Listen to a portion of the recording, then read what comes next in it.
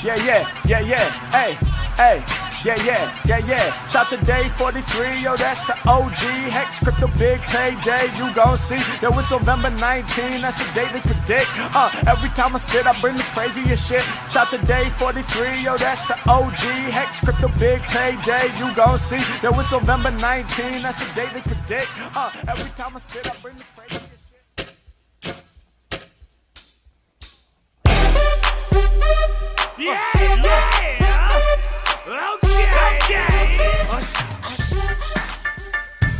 Man, thank goodness.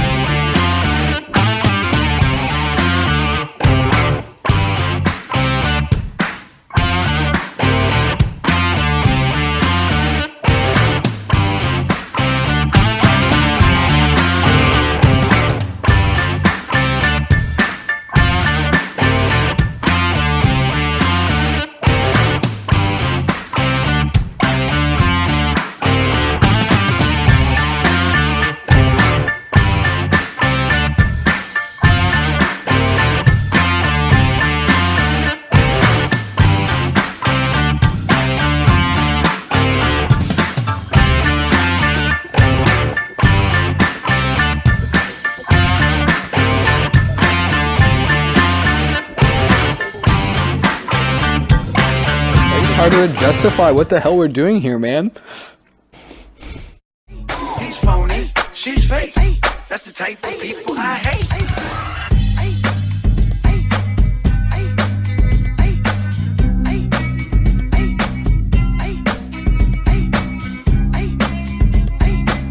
Yo, y'all know the lyrics. Come on, sing with me. Shimmy, y'all, shimmy, yam, shimmy, yeah. Give me the mic so I can take it away. Off on the natural Charles Bon Voyage. Yeah, from the home of the dog. Man, it's unwrecked. Thank goodness. Welcome to the HEX Late Show. What's going on? Not too much. Not too much. Let's kick off the show with a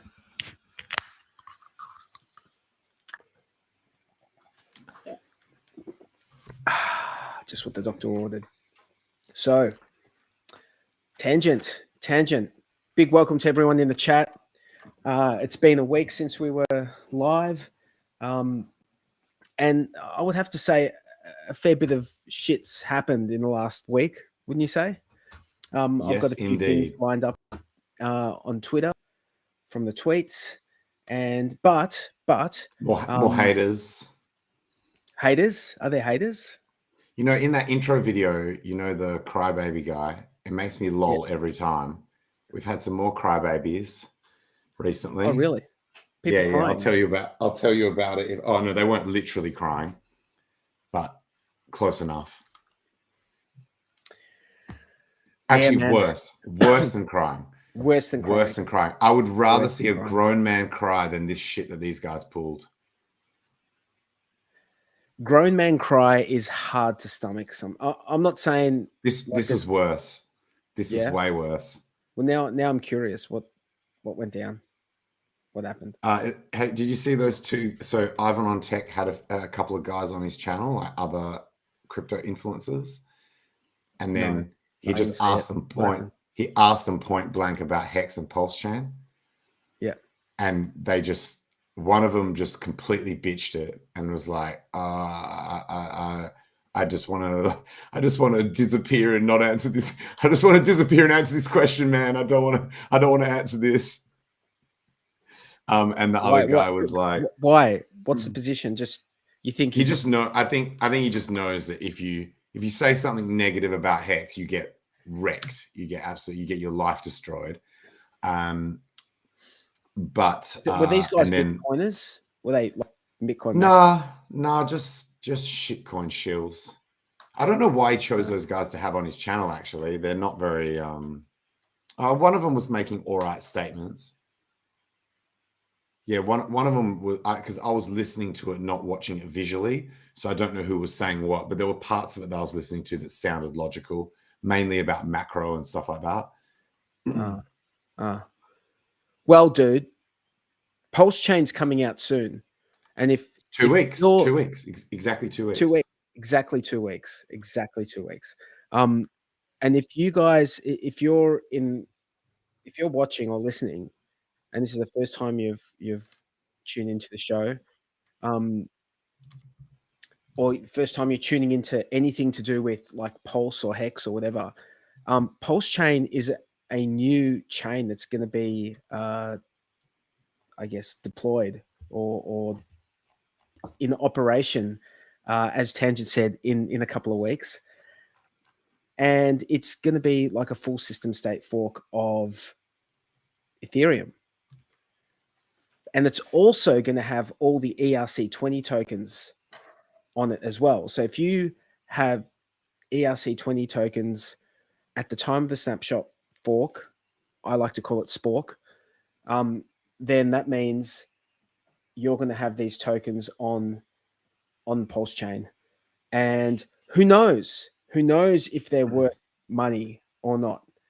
Like, I was actually listening to some people talk about PulseChain the other day, and they were saying, and I tend to agree with them, that there's going to be a shitload of airdrops for the sacrifice set of Pulse and Pulse X's. So you're going to get like, if you're a Pulse X sacrificer, you're going to get like your Pulse, you're going to get your Pulse X. If you've got ERC20s like Hex or anything else, like there's heaps of ERC20s out there. Can you name a couple, Tangent? I'm not very well versed, but what's a few ERC20s like? I try to avoid talking about projects that are Teller was one that we noticed was in Richard's Bridge. Yep. There's obviously the big name ones like Link and Shiba and shit like that. If you've got like any of the like Hedron, Maxi, Desi, there's all of those ones, like you will get a copy of them on the other side as well. So for some weird reason, I thought you meant specifically like outside of our ecosystem. No, all it's sort of like, I just want to like lay out how much free stuff is coming out on PulseChain. Like, I mean, I guess the sacrifice, all of it, technically not free, but maybe could be considered. Yeah, it's free. It's free. It's an airdrop to sacrifice set, basically. It's free because when you sacrifice that money, a sacrifice is like not a payment. So I think that. So then that is the first of many airdrops to the sacrifice set. Would you agree with that? It's like the first of many airdrops. I think there's going to be a lot of airdrops to that set of people who sacrificed. If I give you something and then later you gift something to me, then we did not trade. I gave you a gift and then you gave me a gift later, completely unrelated. Like, well, you know, so that's what's going on here. It's not it's definitely free. It's definitely for free. Yep. And so there's all of that free stuff. And then there's going to be all the ERC20 copies, which are all free as well. And I have a sneaking suspicion that I don't know if all of them are going to have, heaps of value. But I feel like some of them are going to have heaps of value. Like all of the ones in the Hex ecosystem, I feel like they're going to have value because Hexicans bring value to that shit. They're going to value it. The market will decide. The market will decide. But I feel like Hexicans are the participants in the Hex ecosystem market, and they will decide. And I don't know, this is not financial advice, but I think that they will decide that this new playground, aka PulseChain, is going to be a place where they get to play really, really cheap fees to do all the same shit as you can do on Ethereum, but like basically free to transact. One of the haters actually made a point that was very pro PulseChain without him actually realizing it. And one of those moments where you're just you want to scream at your screen, being like, dumbass, you're talking about PulseChain, you fucking dumbass. He was basically saying, if you look at the on-chain metrics of these different chains, you'll see that many of them, they increase when they're new, and then the usage dies off as people show low loyalty to a chain. And obviously each chain is subtly different, but typically when a chain is new, it gets a lot of increase. Obviously it's increasing from zero, right? So you're going to get some kind of increase in usage. And then depending on the chain and whether people find shit that they want to do there, or whether there's something that attracts people to stay, attract is probably the wrong word, and it's some kind of incentive for people to stick around, the usage typically drops off.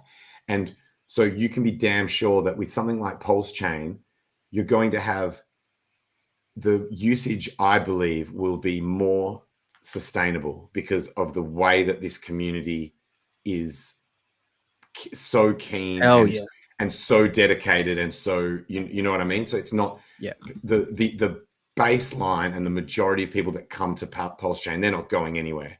Whereas with all these other chains, people had low loyalty and were just leaving. Ethereum, it made me think a lot about Ethereum, where my like and dislike for Ethereum has fluctuated over time, but it's usually more dislike than like. And I have effectively been forced to continue to use it, even through periods where I really am hating on the chain. And, you know, the most recent stuff with all this censorship shit and because it's the only game in town. Basically, it's pretty much the only one that like everyone kind of agrees on, because it's got first mover advantage, which is another reason why BTC has been so difficult to dethrone. When you first mover advantage in a payments network is incredibly strong. It's way stronger than what people realize. And so Ethereum, obviously it's the chain to beat.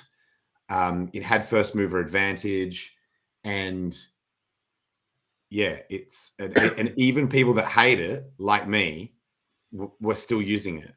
So we almost want that for PulseChain, where it's like, which we kind of do get in a way with this whole airdrop thing, right? This ERC20 airdrop. It forced people's, even if you hate it, you have to come over and use it to get your free money, to get your free airdrop. So we kind of have that built in at the start, but then obviously in the long term, I'm hoping that people will be forced to use it because it'll just be the most active chain with the best shit. It'll be like the most secure, and like it's going to be better than Ethereum. I believe that it'll be technically, I think it's like I think it's going to be better. And it'll have more, and so more in quantity, more tech, like so. But in the terms of the devs, I think there'll be more devs, and they will be more technically capable, and they will be more dedicated and enthusiastic than any other chain. So cheaper and faster. It's cheaper and faster. But much really cheaper, not just a little bit cheaper, a lot cheaper. A lot cheaper. Yeah. But I mean, a lot of that will come from if the usage really ramps up, then that cheapness could go away quick. I don't think so, dude. Have you seen how much activity there has been on the testnet? It's the most used testnet by far. The most used testnet ever in the history of all of crypto. When you say the cheapness will go away, I mean, I love the idea of the cheapness going away. The idea of the cheapness going away, it bodes well for anyone who's going to be playing in that ecosystem. Like, right? I'm not saying immediately. Really well. However, I'm not saying immediately, but I'm saying probably faster than people think, because of the amount. If the amount of activity, I mean, it has to be at least as much as the testnet, right? Everyone who's doing stuff on the testnet, they're going to do at least that much shit on the mainnet. And then you've got some people that probably can't even be bothered with testnet that will definitely be acting on mainnet. And depends. So man. I think the I don't know. activity could be. I think the activity could be crazy. I might not do anything. I might not do anything. Dude. Oh, so you might be in a very rare category of people who used the testnet and won't use mainnet. It's not that I won't use it. I just why won't. No, it's not that I won't. No, hang on. Maybe I haven't explained myself properly. I don't like. A lot of people have like game plans of what they're going to do, their strategy. I'm going to do this. I'm going to swap into that. I'm going to do this. I don't think I'll be doing any of that. Just me personally, just because I've got nothing. There's nothing for me. But there are. You're going to use the chain at least as much as you currently use ETH. Yeah? I will need to end stakes. Absolutely, yeah. I will need to end HEX stakes. So you're not gonna mess around with anything like LPs, pools, staking. Like, it's not my deal. Dude. It's not my deal. Never been my deal. You can't CBF. I can't be, dude. I cannot be fucked. I've never been. I cannot be fucked. I can't. It's not for me. I'll let other people do it. Dude, you're playing. You're technological. You're like tech savvy. Like you're like me. Like no, hang on. It's not that I could. Like I can't work it out. Like no. Dude, if you start seeing people print money. If you start seeing people print the fuck, like if I message you and I'm like, bro, I'm like printing X amount of dollars a day off this fucking shit. Dude? How much are you printing? Like, tell me. Like, give me a number. I don't know. How much I don't know yet. I don't know. But just give me. I want to know what you think. How much does it need to motivate me? I want dollars. How many dollars do I need to make a day to motivate me to do some clicking around and fucking click monkey shit, dude? I don't like the click monkey shit. I made it fucking clear a long time ago. I don't like click monkey shit. I don't like putting money in an LP is not click monkey shit because it'll be V2, so it's from 0 to infinity, so you won't ever have to move it once it's in. So this LPs is true. However, there is pretty low maintenance, permanent lost. Those one-sided staking. Those one-sided staking pools for PulseX will be just like it's no different to HEX, right? It'll be one transaction to put it in, one to take it out. Dean DK said 10K a day. Bitch, I don't get out of bed for 30K for less than 30K a day. There are models and sports personalities and shit that say shit like that, and they mean it. They're like, I'm not getting out of bed for less than X numbers of tens of thousands of dollars. But you think I don't mean it? I mean it. Wouldn't you just be like, even if the only incentive was just so that you've experienced it for yourself, so that when people are talking about it in the community on a Twitter Spaces or something, that you know what the fuck they're talking about. Like, if you just don't participate, I just don't participate. No, I don't participate in it. Okay. Because I can't. Is this like a tax thing? You're worried that each of these things that you do are going to have like bring additional bookwork or something, or it's just your time? No, it's that. There's that. That's one. That's one of the many things. But I'm not trying to talk people out of it. By all means, people do it. I'm the opposite, bro. I'm the opposite. I know. I'm going to be involving myself in literally everything. And I've been involving myself in everything on Testnet. If you can dream it, I've already done it. Like that's going to be my motto on PulseChain.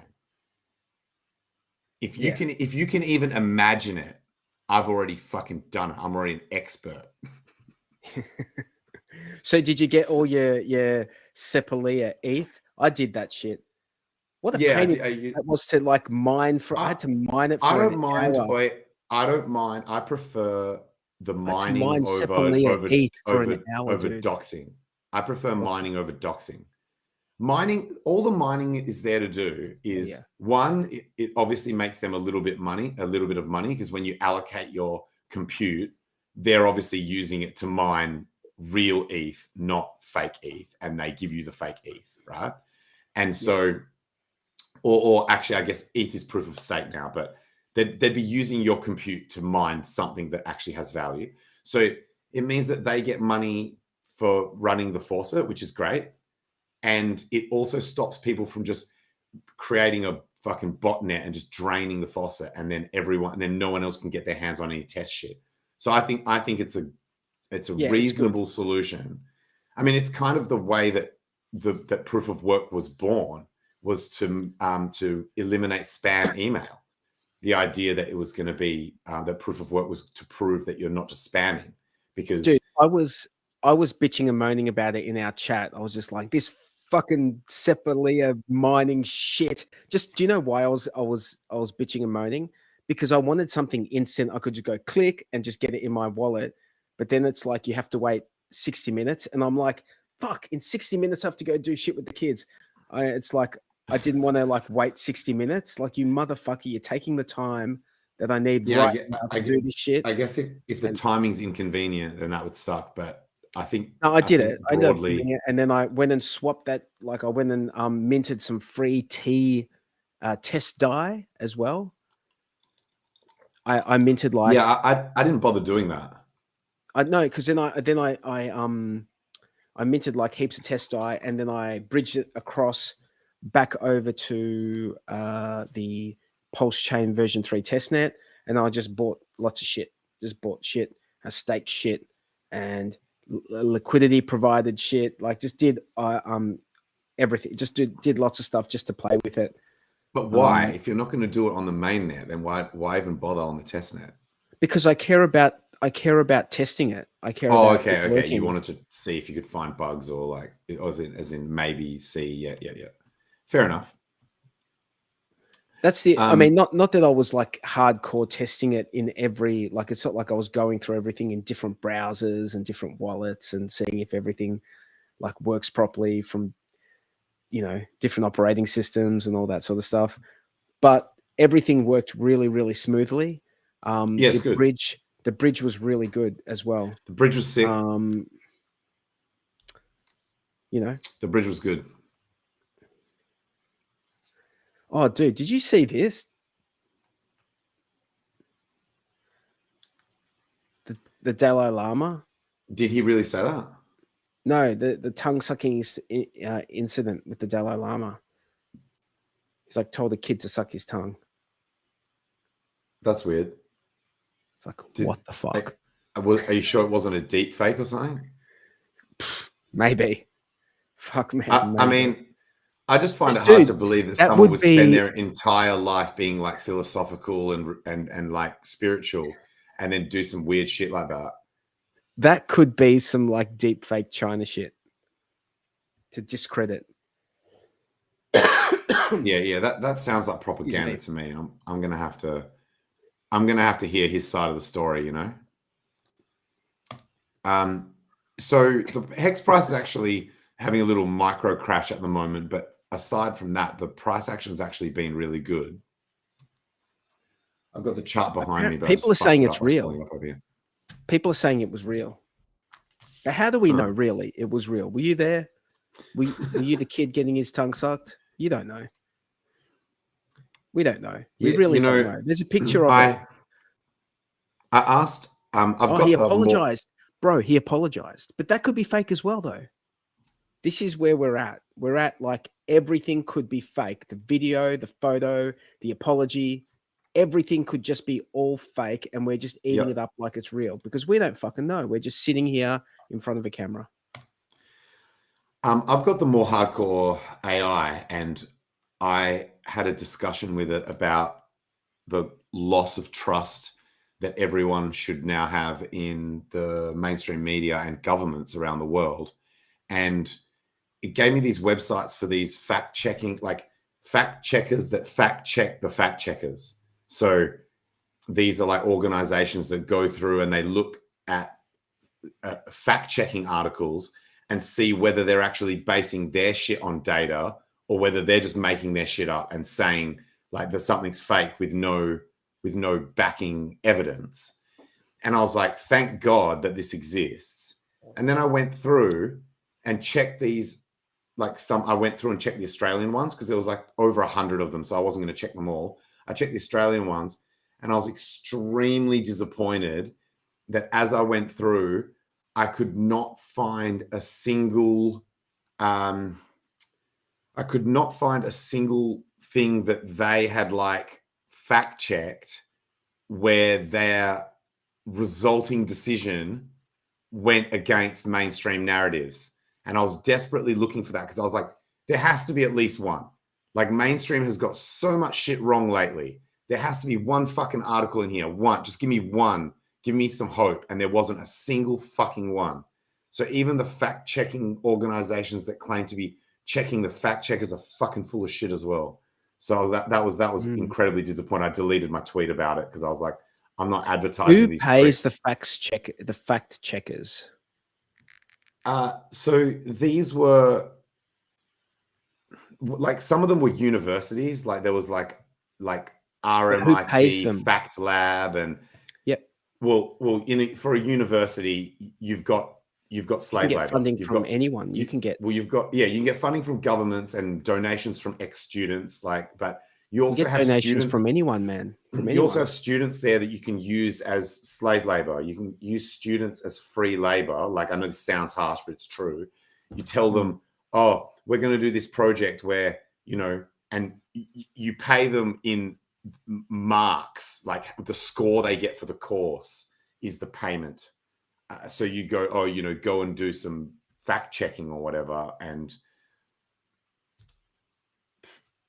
you don't have to pay them with dollars. So I thought that was interesting. What else? There are other ones that they were already fact checking organizations, but they effectively they have to fill out this form that shows transparently where they get their funding from, and agree that they're going to sign up to be like politically unbiased and and not show other types of biases, and that they're going to actually support everything that they say with data. And then I go through and look, and they're just being almost as retarded as everyone else. It's just a shit show. So, and like you said, it's going to get worse now, because you can just, the thing is, I've found that AI has been reasonable. They've actually put a decent effort into making the AI have low bias. The new one. You're convinced that it's gonna be the end of us? Yeah, I mean, I've seen some very smart people who have been the people who have been sounding the alarm on AI, and they actually agree with what I originally said and then thought I got wrong. You know how I was saying, as soon as this thing connects to the internet, we're fucked. And then it turned out it was already connected to the internet. In fact, they've been building the thing on internet computers, like internet connected computers. Sorry. And this guy was like, this dude, it was a Lex Friedman podcast. And this expert was saying, this is fucking insane. Like, because you only get one shot to align the AI with our human ethics and principles and values. If you get that shit wrong, then it's the end of humanity. And you only get one shot to do it, because the death of the entire race, you can't then go, oh, let's try again, because we're all dead. So one, you only get one shot. And then think about how many times through history has the first time that an engineer has designed something that it has worked and been like the best shit ever. I can only think of one. It's Bitcoin. Everything else, airplanes, rocket ships, bridges, buildings, fucking everything else, even simple shit like cups and plates and shit, needed iterations to be good. So unless they Bitcoin that shit and get perfection straight off the bat, we're fucked. We're all dead. Speaking of Bitcoin pumping through 30K. Dude, it went nuts, and it's still above 30K. That seems very bullish to me, man. I did want to talk to you about 30K that. And hanging above 30K is bullish in my mind.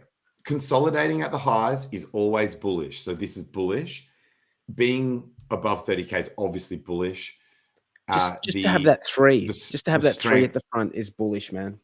Bro, as soon as I saw that the amount of attacks that have been coming out from governments and all of this crazy shit, all of the stomping on fucking... Can you imagine if they hadn't stomped on the banks that were providing like institutional fiat gateways in and out of crypto? Dude, we'd be at like 50K. We might even be at new all-time high if they hadn't done all that shit. So the strength that it has shown in the context of everything that's going on, all the stuff that people keep crying about macro, like, oh, we're on the verge of World War III and the economy's fucked and all the, the US dollar's about to fucking, the US economy is about to fail. All of that FUD, that general FUD, and Bitcoin price has just given zero fucks. And you could tell even before it pumped because it wasn't going down. And sideways or up in mad bad news is bullish. I was flexing on so within 24 hours before this massive pump where we broke out of that consolidation range between sort of 27 and 28 or whatever it was. Yeah. We were in that range for days, right? And literally less than 24 hours before this pump where we just pumped to all the way to 30, I actually tweeted out, does anyone else feel like crypto is about to explode to the upside? Literally within 24 hours before it happened. And this dude called me Hex Kramer. This guy tweeted and replied to that being like, oh no, we're fucked now. The price is fucked because Hex Kramer has spoken. And I'm like, bitch, I get over 90% of my shit correct. Like, what the fuck are you Hex Kramer? Where have you been looking at? You know what I think this little dumbass has been doing? I think this retard has been looking at the ones where I've been joking, like those last chance to buy under 5 cents tweets where I'm fucking writing memes. And if you look carefully enough, it actually says that it's a fucking meme. And he's probably thinking, oh, this guy just repetitively got it wrong about 5 cents or something like that. Because I can't actually think of many times where I get shit wrong. But the other one that I've been flexing on was I did 2 tweets where I predicted 30K. And one of them was I actually said Richard's going to have to change his shit to bears need to, bears will be doing 30K and pray or something like that. I changed 11K and pray to 30K and pray. And yeah, now we're at 30K. How about that? And then someone was like, oh, I hope we still keep going up, dude. I hope it just gets stronger and stronger and we go up. Bro, that's the most likely outcome of this. Yeah. That is I hope so. By far. Yeah, dude. Do you remember? I hope that is the way we go. And it's I mean, nothing's 100% though. Nothing's 100%. At the start of the year, when we started getting bullish and all the on-chain metrics for Bitcoin were bullish as shit, and we're predicting that all the bottom signals, all the bottom indicators had basically fired off except for 1 out of 15. So it was 14 out of 15 bottom signal indicators were firing for Bitcoin.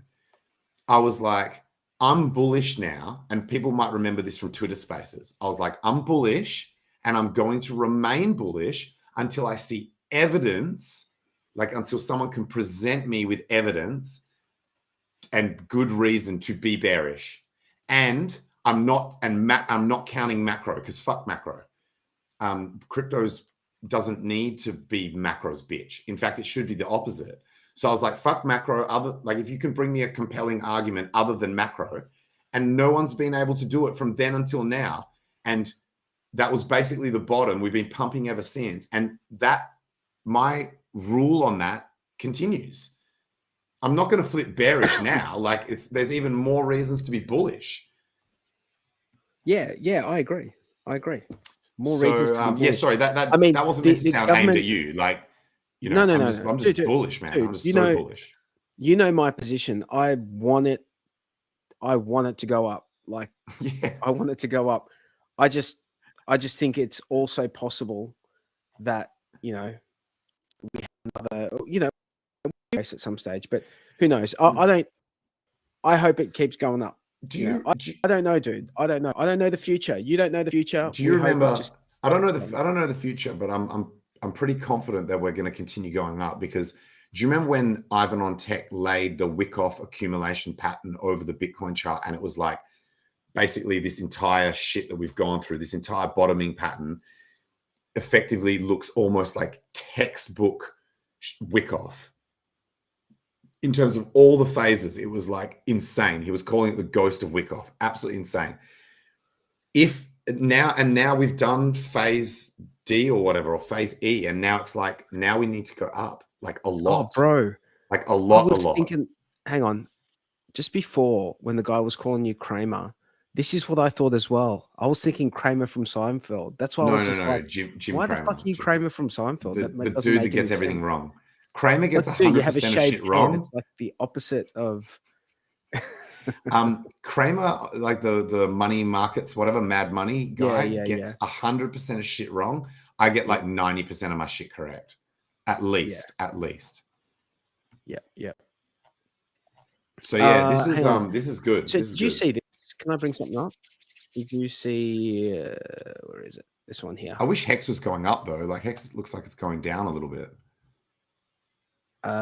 Did you see guess this? Actually, it still looks good on the daily. A few what's months ago, this? Coinbase backed a legal challenge to sanctions imposed by the US government against Tornado Cash. Today, the plaintiffs filed a motion for summary judgment, asking court to reopen Tornado Cash for all. Their arguments are simple but powerful. Interesting, very interesting. Yes. So, Coinbase fighting on behalf legal of challenge. A Coinbase about Tornado Cash. About Tornado Cash. That's actually really good. Yeah, it's good. It's good that there's some people in this. And look, we can say whatever we like. That's obviously spearheaded by Brian Armstrong, because that's his company. So you gotta give respect where respect is deserved. He deserves respect for backing that legal challenge. There's Bro, can you imagine when Richard Hart runs out of shit to do and he just gets like the most elite legal team in the fucking world to just go on crusades for like human rights and like crypto freedom of fucking financial privacy and shit. Like, yeah, this is a this is a good that Crypto Class makes. Just use Hurry Cash on PulseChain instead, and that's the freedom that crypto gives us. Like, there's always some other option. If not, someone's building it, or they're going to build it, they're going to deploy it, and then there's another option. But what we also want to fight back, so that they can't just like choke things out. We just want like to have good software and then be able to use it without the fear of them like trying to shut it down every 2 weeks. And that's what it feels like. That's what it feels like when it comes to some of the privacy stuff. But yeah, absolutely. So I think Hurry Cash is going to be it's a PulseChain. I'm not going to say it's a version of Tornado Cash, but essentially I believe it does the same sort of thing. You know what, man? I think governments are scared, and they should be. What do you think they're scared of, man?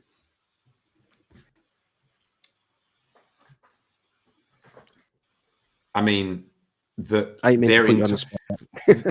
it's just simply that their entire mechanism of control relies on financial transactions requiring a third-party intermediary.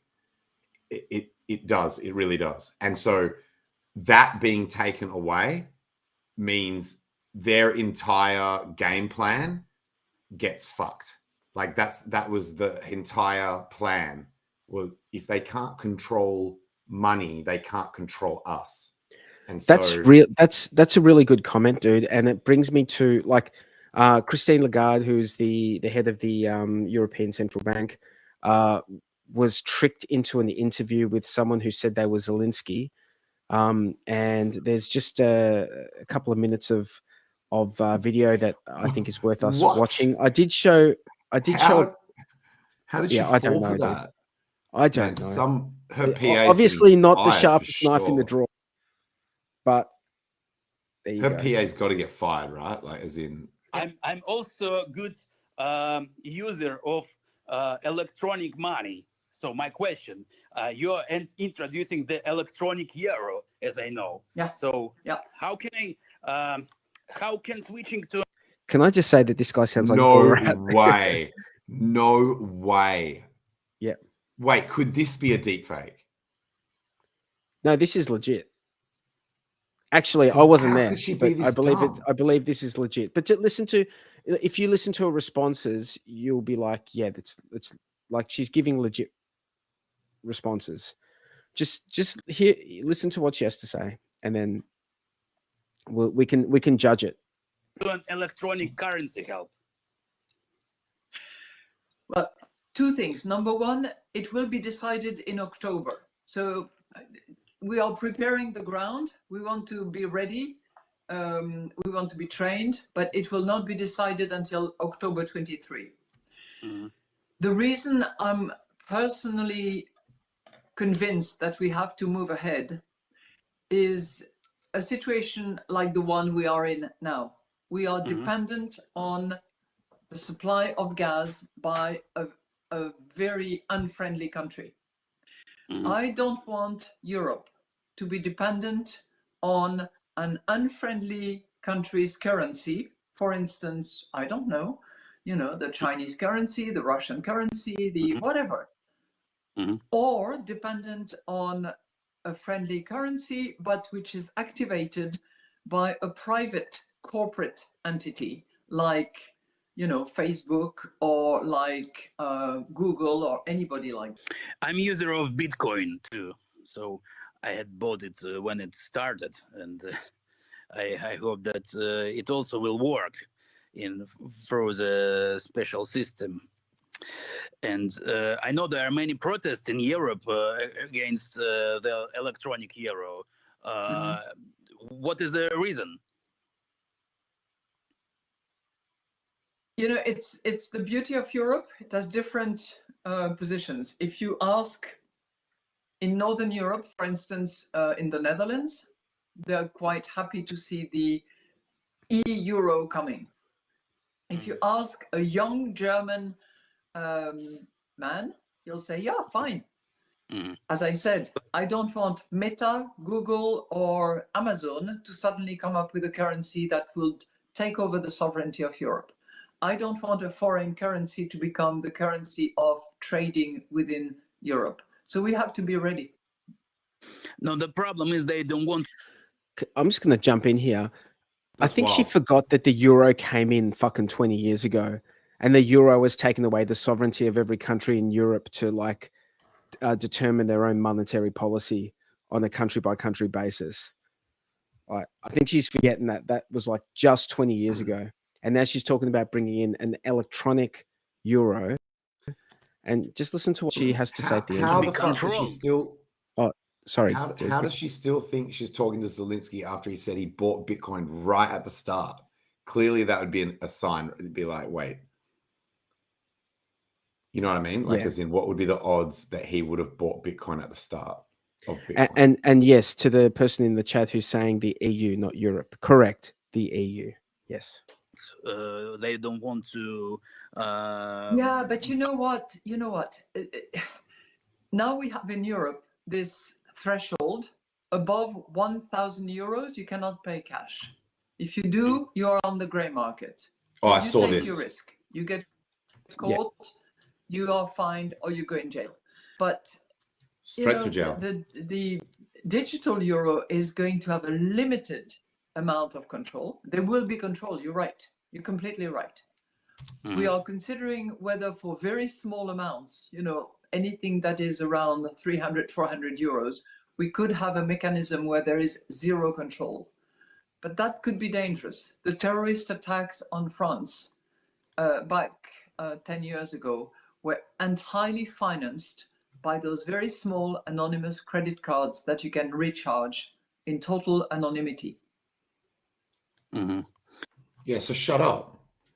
So shut the fuck up. Like, as in, if someone can fund it if someone can fund it with like micro shit, then stop putting these like putting a cap saying, oh, you can't spend over $1,000 or you can't travel without over 10 or whatever. It's not stopping anyone's doing their shit. People just find a way around it. It's just, you're just inconveniencing everyday people, because the people who really want to do some crime shit, they will find a way. Exactly. They will find a way. Exactly. So, how many criminals that you know actually follow the law? How many criminals actually follow the law? Well, one, they're willing to break the law, but the point I'm making here was like an additional one, that it's like their drive to get this shit done is higher than. So for us, we're like, this is fucking inconvenient. Like, but if you've got a mission statement where you're like, I really, really, really want to get this done, you don't care about inconveniences, because you're doing it for, like, you're doing it with purpose. She's not even pleased. She would not be pleased with individuals having any sort of transactional, like, that's not overseen by someone. Like, not even 200, 300 euro. No, that's dangerous as well for terrorists, because then, you know, the terrorists are gonna do everything. So if you've got 200 or 300 euro, you want to do a transaction, there needs to be oversight, just in case, so they can stop your transaction, just in case, because why else would they need oversight unless they wanted to be able to stop your transaction? So that's their thought process. Like they've laid their cards on the table. This is the thought process of the powers that be. They want to take away any right that you have to privacy of transaction. You know, if you go down to the shop and you want to pay for something in cash, they want to move away from that. They don't want you to be able to pay in cash. They don't want cash. They don't like it. Even though they grew up in that system. Well, they grew up in that system, and it was okay for them. It was okay for them. But, you know, clearly, you know, our generation and the generations that come, we, you know, we won't be, according to them, we don't need to be afforded the same freedoms. Anyway, what else did I see? I saw this as well. Did you hear about this? Crypto exchange. I actually did see the clip from that Lagarde video where she said, if you buy something with cash for over $1,000, then you get fined or go to jail. Ridiculous. Yeah. It's dumb. It's so dumb. Straight to jail.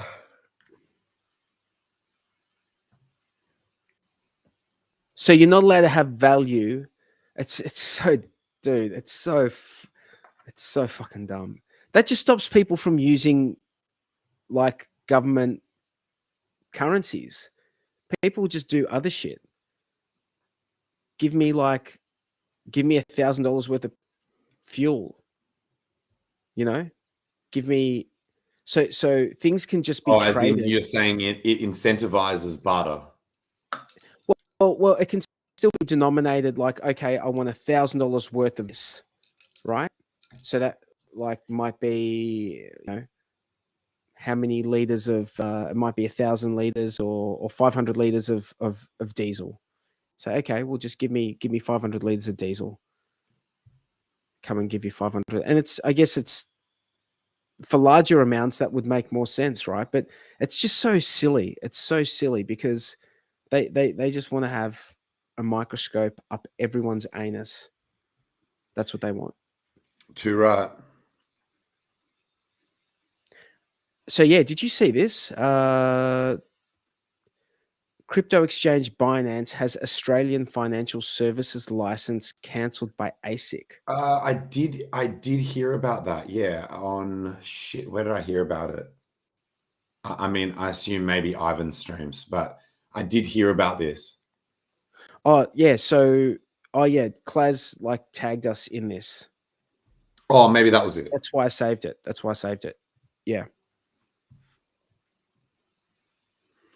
Dude, hectic, hey?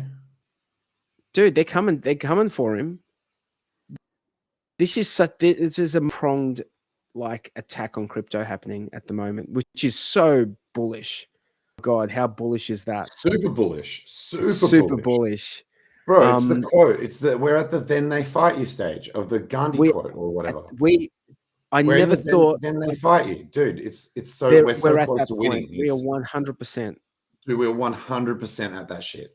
Although someone made an interesting point. I think it might have been one of those plebs that was on Ivan's stream that, or it might have been some other show I was watching, but basically saying this idea of choke point 2.0, it could just be that crypto has progressed far enough now in adoption that it is getting the attention of regulators and governments from around the world, and they're having to start doing these things that they were destined to do anyway, but it seems like this coordinated attack, but it's just because before they didn't really know about crypto, they weren't really taking it seriously. So now it looks like a coordinated attack, but it's really, theoretically, you could think this is the natural progression that you would expect, that eventually it's going to get to a point where regulators have to like try and do shit. Although I guess it's these really extreme attacks that are outside of the scope of what you would think are reasonable. Like the shutting down of those banks, where even the bank, it's a bank, it's not even a crypto thing, it's a bank, and they're like, yo, we got treated unfairly because of our relationship to crypto. So that wasn't really regulating crypto. That was over the line of what you would be able to reason about. We were listening to a clip from Elizabeth Warren, and she was last week, and she was talking about stable coins and how, you know, they need to be a bank account with dollars in them and stuff, and they need to like tighten up on all that stuff.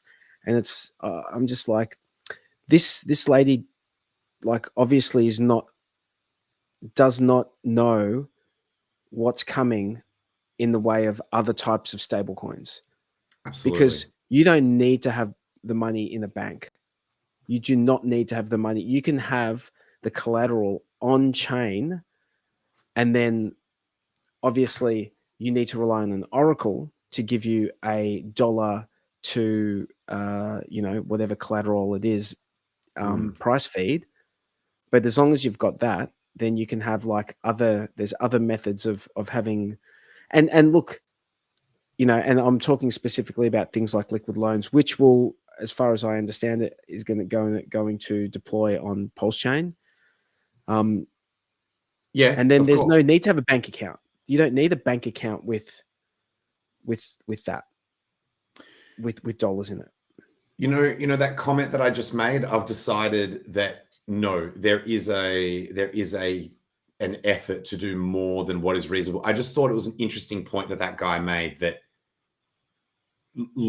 not all of what we're seeing, like a lot of it can be attributed to what that guy said.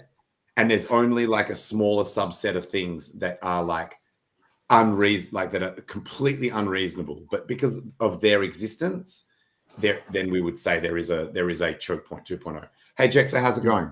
Hey, how you going, guys? Yeah, Good. Fucking banks. I hate them.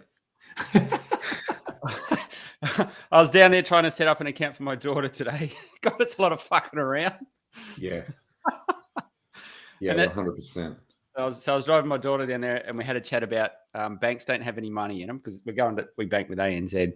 So I said, oh, the bank, they don't actually have any money. And she goes, well, what's the point of a bank if it doesn't have any money?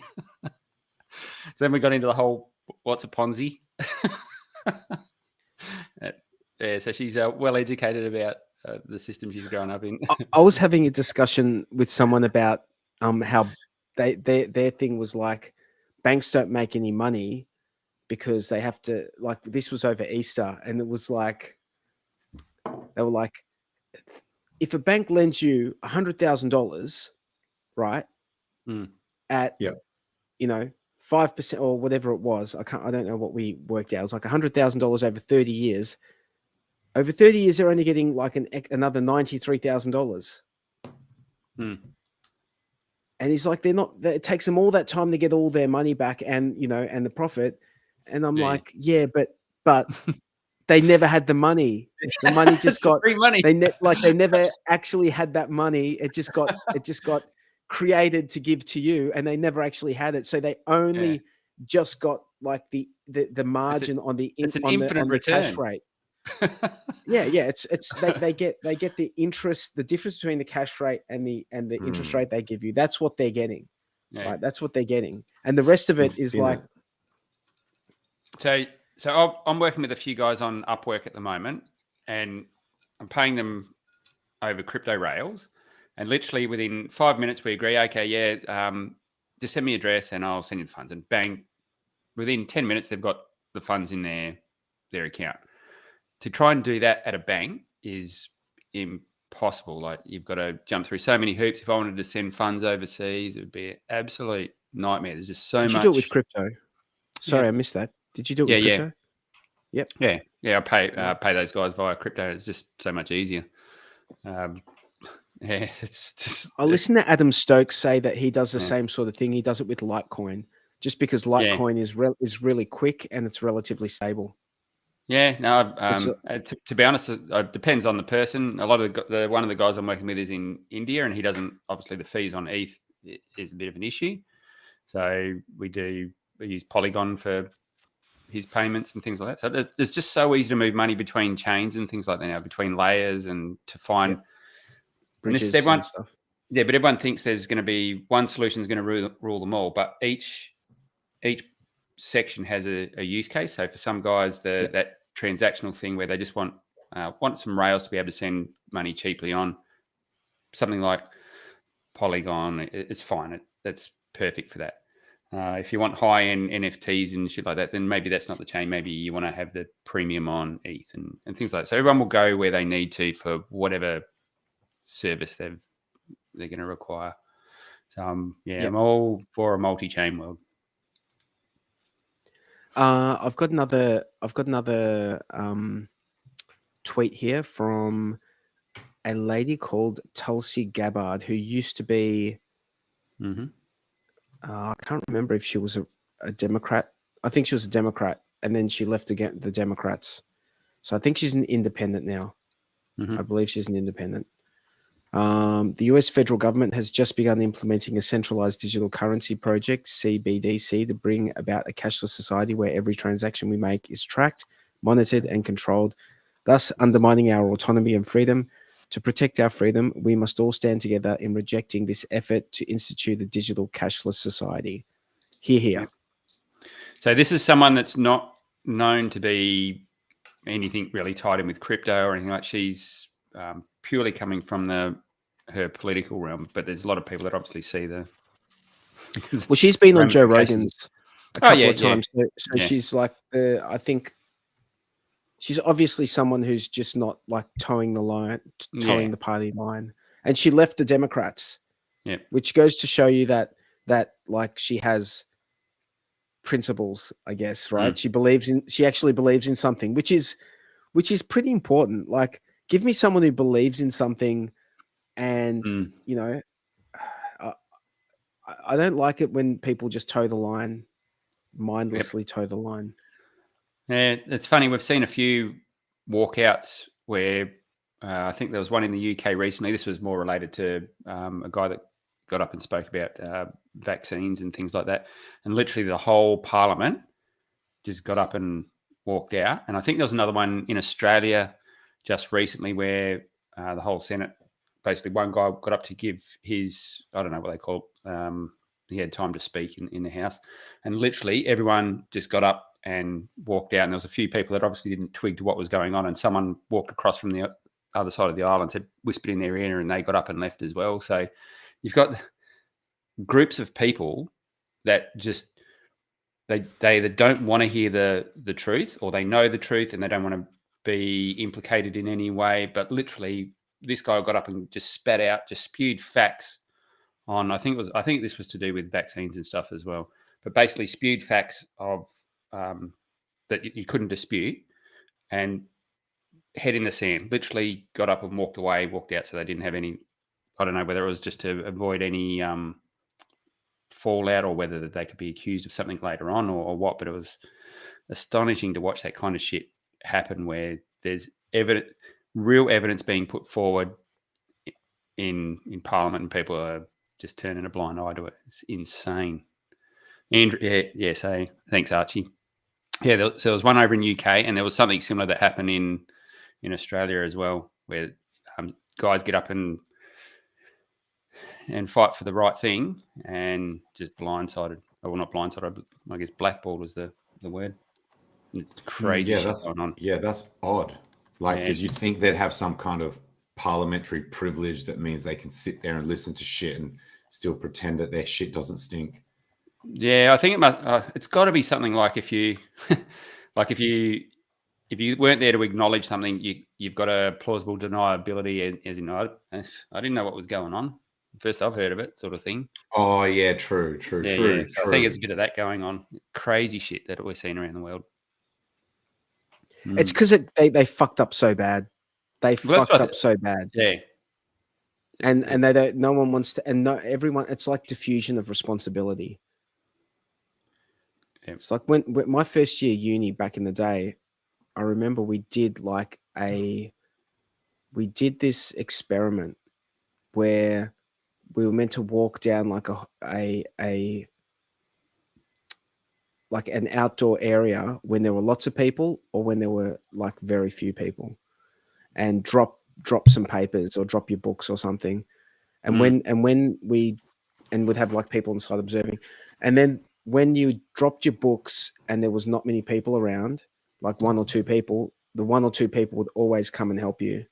But when there was loads of people, everyone just went, fuck that guy, and just kept walking, like stepping over your shit, like while you're trying to like scramble and pick shit up.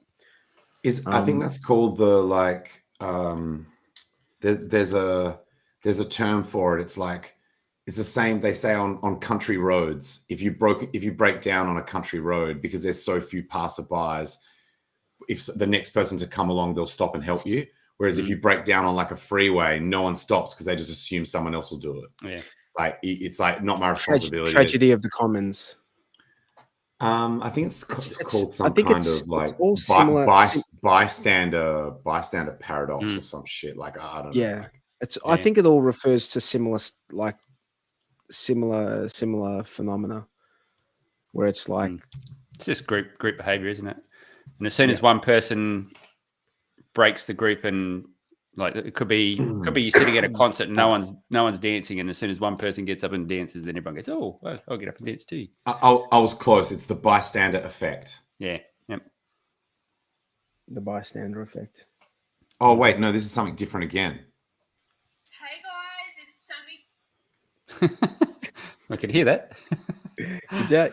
Yep. I'm just trying to get this shit sorted. No. This is different. This is something different.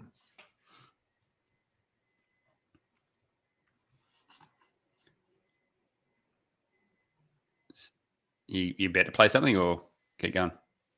No, keep going. Sorry, I'm just trying to sort something out. Oh, one thing I want to ask you guys, have you had a chance to play with the Staker app? Yeah, I was playing with it for a while because I was in the test group, so I was helping them out with a bit of testing. It looks very, very nice. It looks very, very nice and clean. Yeah, when you do, so I was fortunate. I was doing a few test transactions on the ETH network, and it was nice and smooth the way you do stakes and you swap across to confirm transactions and things like that. Yeah, I thought it was pretty neat. They've put a lot of work in it. That's 2 years worth of effort that's gone into that. I know that's ruffled a few feathers somewhere in some of the community, but I think you've got to give them their credit. They've put a lot of time and energy into this and haven't asked for a single cent off of anyone to do it. Does that mean the other one's going to get, what's it called, grandfathered or decommissioned or shit canned? I assume at some point they'll remove support for it. So if depending on you can have both on your phone at once, 1 and 2. Is that there's a way you can do that, but for the most part you would, if you choose to upgrade your app, it will overwrite the the current one. Oh shit! Hmm. I might have already done it accidentally. A lot of people, I'm getting a few calls from friends where they've just gone, has your stake wrap changed? And they've obviously got auto updates set on their app store. So as soon as you got that set, we'll auto update it. I switch just for future reference for everyone. Switch that shit off. Like you don't want Play Store auto updating all your crap on you. Yeah, I agree. Yeah, especially when it's got financial apps. It takes 2 seconds. Like you can review all the apps that are able to be updated, and then just hit update all once you've reviewed and made sure that they're all ones that you want updated. So it's like it takes 2 seconds. It's not like you have to do them individually. You just review them in a list. Yeah. Unless it's the feature that you're getting is really, really worth it, or it's some sort of security upgrade. I rarely upgrade apps unless there's something. Is there a way I can like delete the request to update on a specific app? Don't know. Not sure. No, doesn't look like it. All right, I'm going to need to be extremely careful because I want to keep version 1. Yep. I think there'll be a few people doing that. Staker app.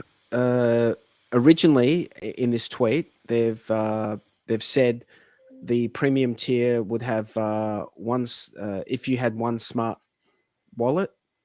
Like premium tier is if you get a smart wallet. A lot of people have got a smart wallet on their Staker app. Yep. Some people don't, and if you don't, then I think on this version you'll be able to have one external and one watch list. Oh, hang on, maybe that's changed. I think that actually changed. Yeah, that changed. They've on the premium tier now. I think there's one smart wallet, and then you get 10 external and 10 watch lists, which is a total of 21 addresses on Ethereum, and then that will be another 21 addresses on PulseChain when it launches. Is that true? That's not what it says there, is it? That's confusing. No, but but this was the first tweet. Yeah, and then I think they. Oh no, I can't go in there. Let me see. There it is. Yeah. Oh yeah. They tweeted later and they said we listened to initial feedback and decided to increase the wallet limits. The free tier is 3 external, 3 watch list, and the premium tier is 1 smart wallet, 10 external and 10 watch list. Okay. So what if you want more than that? Oh, that's a lot better. So did you say you're in the beta? Did you say you're in the beta testing? Jexer? Yeah. Well, asking me that question doesn't make much sense. Go ask the go ask the crewmate. But that's pretty good. No, but that's I don't think very many people would have more than that many addresses with stakes on them. For the guys that are actually using Staker app for staking, I would say not. But for guys that have been using it as a tracker, watch, possibly. Yeah, more than 20 addresses with the stakes on them, especially if you're doing HSIs. Oh yeah, HSIs. That's the thing. But you don't need to use Staker app to track your HSIs. You can track them elsewhere. Oh, you don't, but I think people would like to keep have everything in one place. Yeah, it's good to have everything in one place. And these guys that I know how long it takes to develop shit, and it takes a long time and there's a lot of time and energy and effort that's gone into this. So they should. You have to ask yourself this question. Yeah, I think you need to ask yourself, what do they get out of providing support for that? Yeah. Like seriously, we're talking. This is a business, right? Yeah. And they've provided a lot of free, value. I don't know if you guys remember, but I know you guys remember. They came up with the whole classification of the classes. What do they call them? The Staker League classes. Yeah. And they are responsible 100%. They made me buy more and stake longer because I wanted a higher score. Like that sounds ridiculous because when it came out, I was just like, fuck that stupid shit. That stupid like grade 3 shit. Everyone was saying that, but everyone was wanting to climb up the rank. Dude, I was thinking it. I was looking at. I'm like, fuck this stupid shit. Meanwhile, after like a few weeks, I'm just like, I got to get up that ranking. So they like, I think a lot of credit needs to go to these guys for doing that because it provided value to the ecosystem that you can't. There's no way to gauge it really, apart from my own anecdotal feeling that I acknowledge that prior I didn't care, and then after I did, I cared more. So you have it when you're listening to people on or reading tweets and things like that, the amount of references to different classes and things like that, it's pervasive throughout the community. So that was very, very sticky. And I think you're right. I think it helped with adoption no end. And I think if you're if you're onboarding people, I actually think that Staker app is the easiest thing for a we're all like, think about us three, right? We all like have validated or done mining or done some like we get into the weeds, all three of us, right? But think about the person that you know who just wants a fucking app on their phone. I think there's no better option than Staker app under those circumstances. I truly think that. And I don't, you know, I guess I'm happy to be pretty impartial about it. I think the guys have done an awesome job. Like I said, I've been helping with the testing, so I'm team Staker. I like the guys. I think what's happened is the ecosystem has just ballooned where we've got so many different things going on, and they've got to make choices on what features do they bring in first, what's their main priorities. Very hard to be everything and do everything. It's just the ecosystem is always evolving. So I think they've gone down the right track where they're supporting both chains because obviously they have to. That's been forced upon them. But then they've opened up. Now they're more of a general wallet where you can see all different tokens and things that you've got, and you can send them there. And so they've broadened their support in terms of all the tokens that they're going to need to now track and look after. So hey Jexer, do you know if is it going to show you your PulseChain and your ETH shit all on one screen, or do you switch between? No, you got to switch between. Yeah, that's fair. Yeah, that's fair. Yeah, I think you don't need to be getting confused about that. Yeah, that'd be pretty hard. Yeah, so just up in the top right hand corner, there's a little button where you can flick between ETH and Pulse. So I think they've done a pretty reasonable job on it. But you can see the button there. So that little button you can see on the top right. There's a little ETH button. So if you just click on that, then that this one here. Yeah, the little light blue one. Yeah. I actually wanted to get an APK of the app and then load it into a virtual machine and give a demo. But I couldn't find it. I couldn't find it anywhere. I had the old one. I had the old Staker app version 1. And I used to show the Jake Lund's stakes in there. Yep. Yeah, if you want to do that, you can have 2 of these running on one Android phone if you use the secure wallet feature. Secure folder feature, sorry. Yeah. I don't want to share my... Yeah, no, I wouldn't either. I don't want to do I wouldn't do any of that. Seems it's just like more work. It seems like a lot of work. It's you know, I'll go as far as a virtual machine. Yeah, like I'll have an Android operating system and do that. I don't mind doing that. Yeah. So the Fed came out with an article saying, let me bring it up.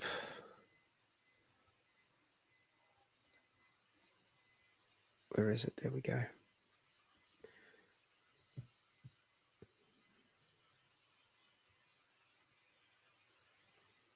So this was like, can you see that?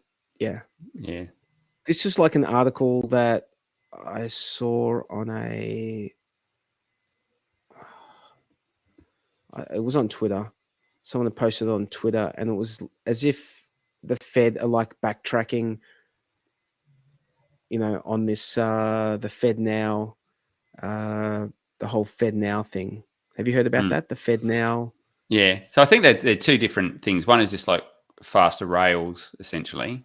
Look, I think the reality is that they're all going to collide and end up being one, but they're obviously trying to put a bit of separation in.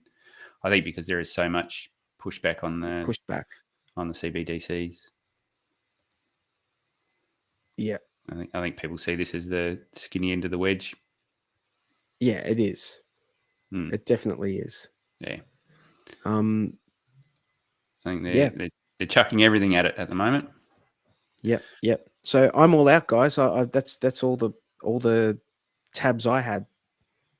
So what do you guys? You're definitely more prepared than I am because I've just walked in the door and sat down to see what's going on. You've been doing stuff. You've been busy. You've been busy in dev chat rooms and it's been getting stuff done. Yeah, so there is a lot of people doing stuff in the background, running all the paces through the validating stuff, and it's not going to lie, it's not easy going. You don't just run one of these up in 5 minutes and it's all go. It's quite techy, but there's although if you have a DAppNode, it's a hell of a lot easier to spin up an Ethereum validator, like a hell of a lot easier. Yeah, because it's all GUI based. Yeah, and so when you do a validator, you've got a few things. You've got all the ETH components. So you've got the two different clients that you've got to run. So that's one technical thing you've got to get your head around. And then you've got to secure a server and make sure that's all done well, so you don't lose any of your stake. And so there's multiple layers of these things you've got to do at the operating system level, the client level, the firewall level. So you've got all these layers you've got to build out. And I think DAppNode does a really good job at making all that overhead really simple. So then you can just focus on actually running the clients, just the way they've done their system. I think they take care of a lot of the security side of things, which is good. So there's some guys, and 43 included, in dev chat trying to get the DAppNode packages up and running. So I wouldn't put myself in that category of person. But I think you'll help out with the testing and things, won't you? Oh yeah. I'll jump in and help out with the testing. I'm actually thinking of. I was thinking I might get another. I might spin up another one. Like I might get another one of these, or maybe not. No, actually not. I'll just. I've got something lying around I can use actually. Yeah, I might just do that. To test it. Yeah. These guys are doing it on virtual machines and stuff, but I'm just gonna get like an SSD and just load the OS onto an SSD and just do it like old school. Yeah, that's what I was thinking of doing, is buying another hard drive and just having a mess around with that. But yeah, no, it's definitely been a learning curve. I come from an IT networking background, and it's still been a lot for me to get my head around, and I've put a lot of hours. I've put, I reckon, a good solid week into this thing, just monitoring it and troubleshooting it. And even when you think you got it up and running, weird shit's going on. So yeah, it's been a bit of an effort, without a doubt. So hopefully. Does that mean that even if you just want to run a node, like a non-validating node, it'll be similar difficulty? Yeah. To get a fully synced, validate, a little bit of work. Yeah. You can run it in 3 different modes. You can do so in the way it syncs up, and there's one called a light mode, and that would probably be a lot better. It only downloads like the last. I can't remember how many blocks it is, so it only downloads the last bit of the chain, so it's not as cumbersome. But doesn't that just make it faster? Wouldn't the technical difficulty still be the same level? Yeah, it's not changing a great deal. Yeah, there's probably just a few things you don't have to worry about, like no, you are going to have to expose RPC ports and things. Yeah, it's not going to be simple. Yeah, if you want to run a node, it's going to be a little bit technical. I was kind of hoping that there was going to just be one that like anyone who was keen to support the network but didn't want to actually do it to earn money could basically almost just run it on their computer and it would just start running a node.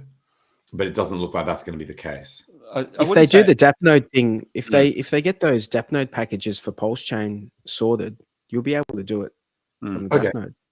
Okay. Yeah, and you can do. The whole world of Docker. That's a new world for me. So I sort of got out of IT before Docker was a real big thing. So I think virtualization was just coming in, but the Docker containers were sort of pretty new. So I've had to learn all that. But I think you can do something that's called Docker Compose, where you can basically create a script and it would do it all in one package for you.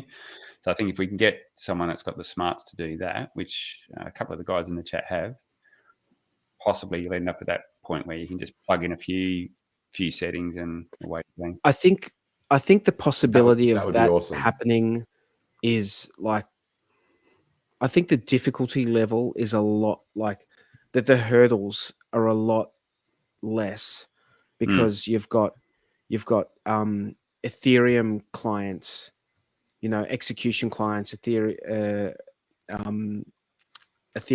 consensus clients for them to go and look at, because this stuff is, it's on GitHub or whatever. Yeah. So they've got all that. They've got like Gnosis chain. They've got so many different like chain clients that they can go and look at and say, what did they do? And I think that they could probably, I mean, obviously something like that is still going to be very difficult to put together, time consuming but I think it's all there. I think all there's an SDK there.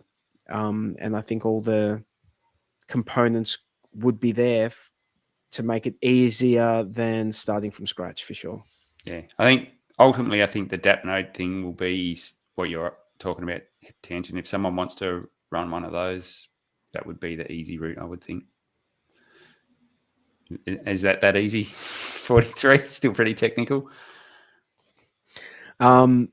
It's still like there's some like it's still a bit technical, but it's way easier than I did the Ethereum before it was proof of stake. I ran a node, and DAppNode's easier than that shit because that was all command line stuff. So DAppNode was like way easier than that. Yeah. I think there's enough nerds in the community that will have plenty of validators running and plenty of support on the network. But I think a lot of the guys that are new to the space, it's probably not going to be their cup of tea. Yeah, I mean, I don't need it for me. I'm capable. I just wanted it. The reason I wanted it was so that we could almost say, hey guys, there's no excuse why you're not doing this. It's literally download this shit and double click it on your computer and you're supporting the network. But it doesn't sound like, but like, I agree with you guys that there'll be heaps of people who will do it, even if it has some technical barriers. It just won't be as many as if it was literally just like you install it on your, because I mean, look, something like Bitcoin, Monero, you can do that shit where you just download something, you just double click it, you install it, and it just starts downloading the blockchain. And once it's synced, it's running a node. Like, so I guess look, I'm sure there'll be with smart contract platforms, maybe it's just not as easy or something. With the DAppNode, dude, it's way easy. It's not that hard. I'm probably making it sound harder than it is. It's not that hard, dude.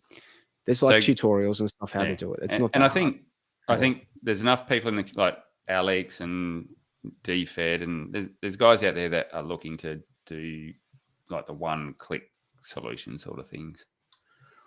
And especially like DAppNode has to gear up to be able to do a lot of different networks. But if you just want to sell something that just does PulseChain, I don't think that's a big ask to have a box you can ship out and it's plug it in sort of style.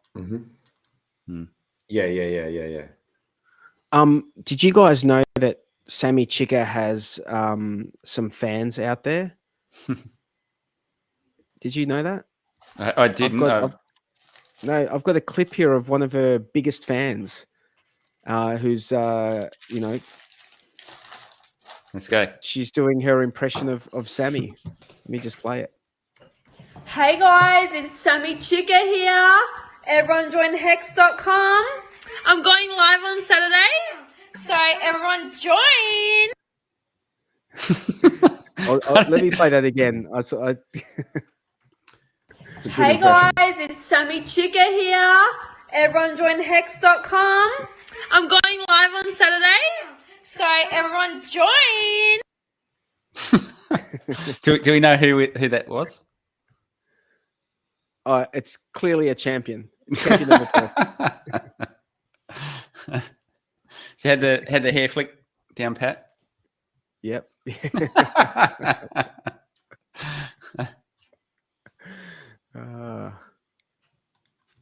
So yeah.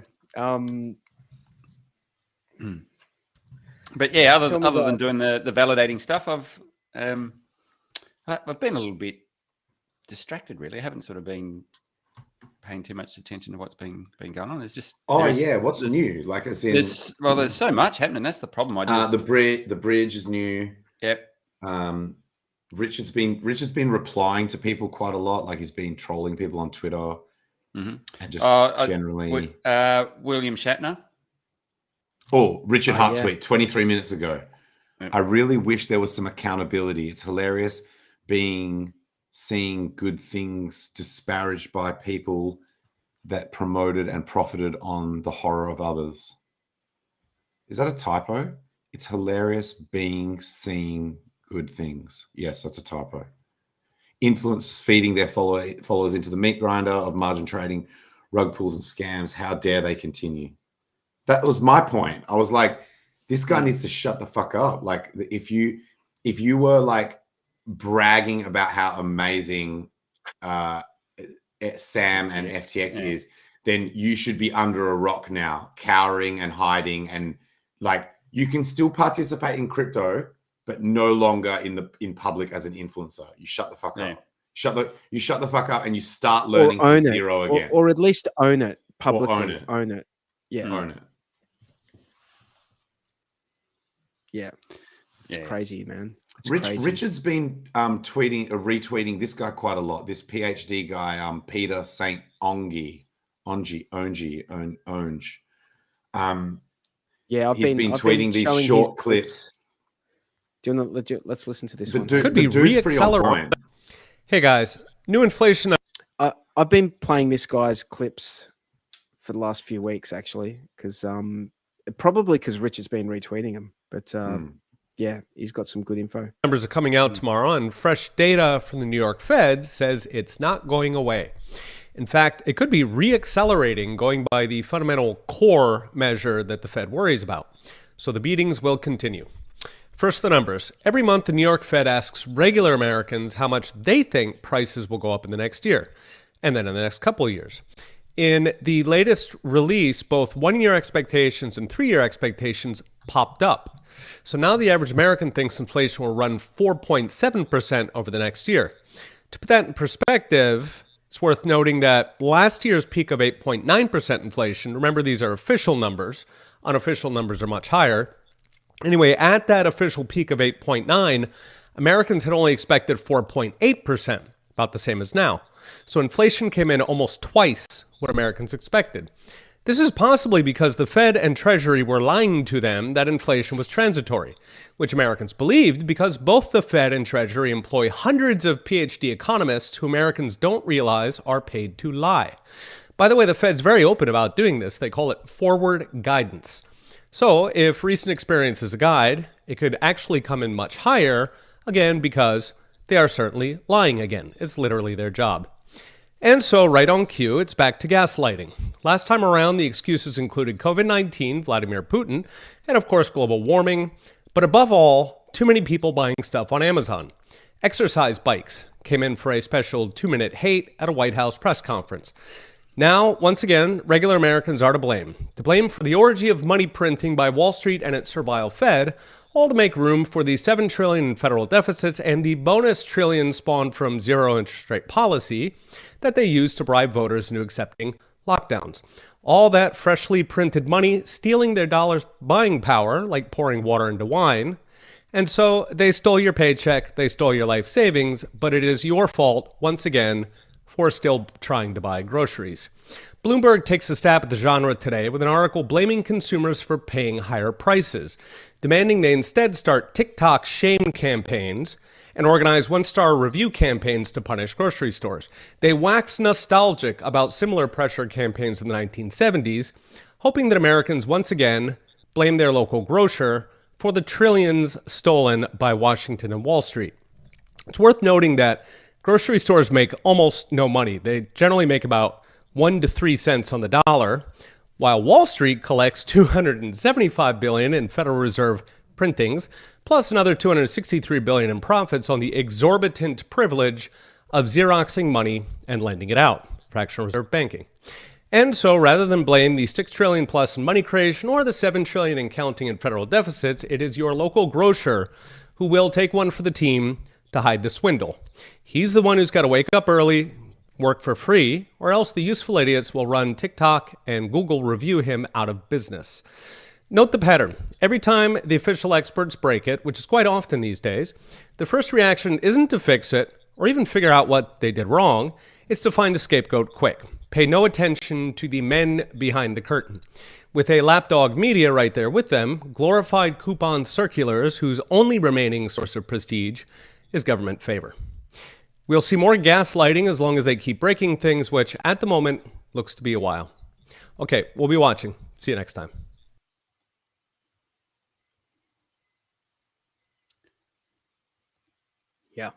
Yeah. No, he's been sending out some good stuff, but there's definitely a strong theme going on, and I think people are waking up. I think the speed with which the general citizens can communicate now, it's very hard for them to keep a lid on this sort of shit when they're doing it. It used to be very, very easy, but I think the communication's just got so efficient now that every day more and more people are waking up to the shit that's going down. So only a matter of time, I think. But do you think that was all this sort of stuff that's going on has been responsible for a little pump we're seeing on BTC and crypto in general? Or that's just general normal market cycle? Man, it's very hard to know. It's very hard to know.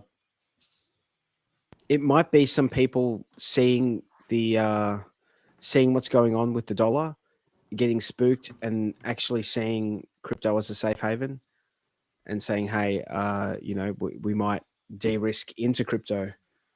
I reckon some smart money would be looking at that. Like if you're sitting there watching everything play out across the world, and the thing that you maybe hold a lot of in dollars, US dollars, is looking a bit shaky.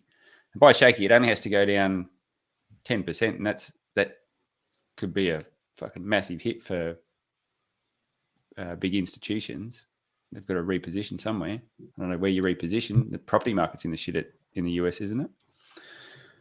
I think I've seen something where an office block got sold at a 30%. Blackstone sold an office block they brought in 2014 at a 30% discount or something like that. So, yeah. So, you guys reckon like we're heading for that sort of thing in Australia with property? We've had it too good for too long in Australia with property. Yeah, we have a sort of a two-speed economy when it comes to property. WA is very different to the East Coast. We're driven by different things. So you guys can have an absolute shit time, and and we're very prosperous, but vice versa. Like you guys could double overnight and we'll be sitting there with our thumb up our arse or losing 20%. So we run very, very different to you guys. When you guys have got a lot of people leaving the state, that's probably when we've got them coming across. So they head over here for the resources jobs and things like that. So yeah, it's very particular to where you are. Metropolitan Melbourne has been just on the up and up for so long. There's only been a couple of very brief dips that I can remember in the last like 10 or 15 years. Like very short-lived. Like not like it's just been. Yeah, oh, look, what has been going down is that building companies have been going under. Yeah. Building companies have been going under. So yeah. Porter Davis went down. Yeah, that HEX Amigo, that would probably be pretty on the money, I would reckon. We're definitely in a good cycle at the moment with property, and with my experience now, like seems like a good time to buy because everything's really pumping and you think you're going to be able to sell a property. But if you go into I'm speaking as a developer, if you go into a development property now, this is usually when you do your ass because it takes a good 2 years to develop your property. And then by the time it comes to market, so you're saying around 2026. So when you finally get your property to market, that's when the shit hits the fan and you get left holding the bag. So yeah. The only time it would be worth building your house under these circumstances is if you're building it to live in it. Yeah. Not to sell it. Not to sell it. Yeah. Yeah. If you're like going to be you're going to do a knockdown rebuild and you're not looking to sell it to make money off it. Yeah. To pay back whatever it's factored in that the cost of it is going to go into a loan or you've got the money or whatever. So if I don't have opinions. Sorry. Yeah. Yeah. I was going to say that looking at a big macro opportunity, we might, if crypto goes gangbusters and let's say we're in another cycle, another bull run, usually that should take us up to around 2025-ish, you would think. That would, if it goes on history, that would be an ideal time to look at recycling from crypto into property, like lock in gains in crypto, let the property market cool off. And if you've got any interest in property, that's where you might like to put it and set yourself up for that, the next run up over the property. When do you think that might happen? I reckon HEX Amigo was on the money. I reckon probably 26 would be when that'll be sort of. I think we're probably right at the peak already. I don't like I'm speaking from WA, but we've got really low vacancy rates on rentals. Property is in extreme demand, and usually you've got to let all the builds and everything run through the system, which they've all just been going mental. I reckon by the time all those finish, maybe 12 months to 2 years to finally get all those out of the system, then we'll go back into another cycle where there'll be too much has been built. Resources will cool off again, and we'll just go through our same cycle. A lot of people coming off fixed interest later on this year. Yeah, so everyone's getting absolutely hammered on all the interest rates now, and I don't know if that's done yet. We've probably got you maybe have one or two more rate hikes in there, possibly. I think we just had another one recently. I think I've seen a letter from my bank arrive. I think it's usually never a nice letter. I haven't seen a good one recently.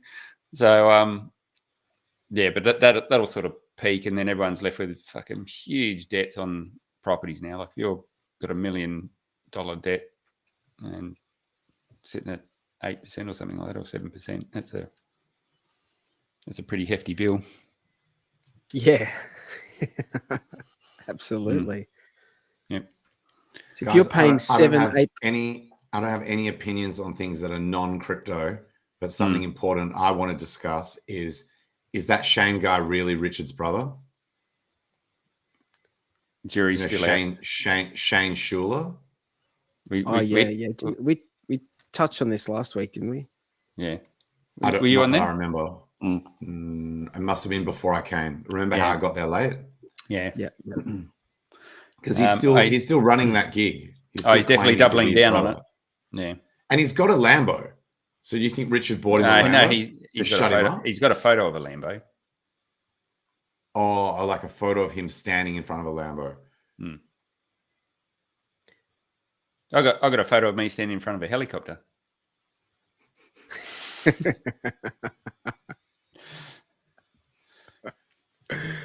Yeah. I don't know. I don't know, dude. Hey, it could be legit. I don't know. What do you think? Richard has never confirmed. Richard has never confirmed or denied, right? He has said he was an only, or he said it's just me, I think was his words. Someone asked him, does he have any brothers and sisters? He said it's just me. But who knows what's happened in... So hang on a second. Hang on. Also, thanks for the $5 though. Thanks for the $5, Alan. But hang on. You spoke with him live on Worst Damn and See Crypto Show last night. But how is you like? Did you have a lie detector machine? Like, how is you speaking to him make what he's like? Could he not still be lying? I don't get it. Yes, you can absolutely lie to someone on live stream. Yeah. There you go. Yeah. So, yeah, I mean, Richard's saying it's just me. I mean, if you've got a sibling that's dead to you, then that would maybe count as basically saying it's just me, but you know what I mean? But yeah, it would be so Richard has never specifically confirmed or denied. What's going on? Did you read the other chat from Alan? No, so I can't see it. Why isn't that doesn't come up in Restream? I didn't get the second one. I don't know why. Where's that one? It's come up. I did two of the same. I got two of the same. Well, thank you very much for the contributions.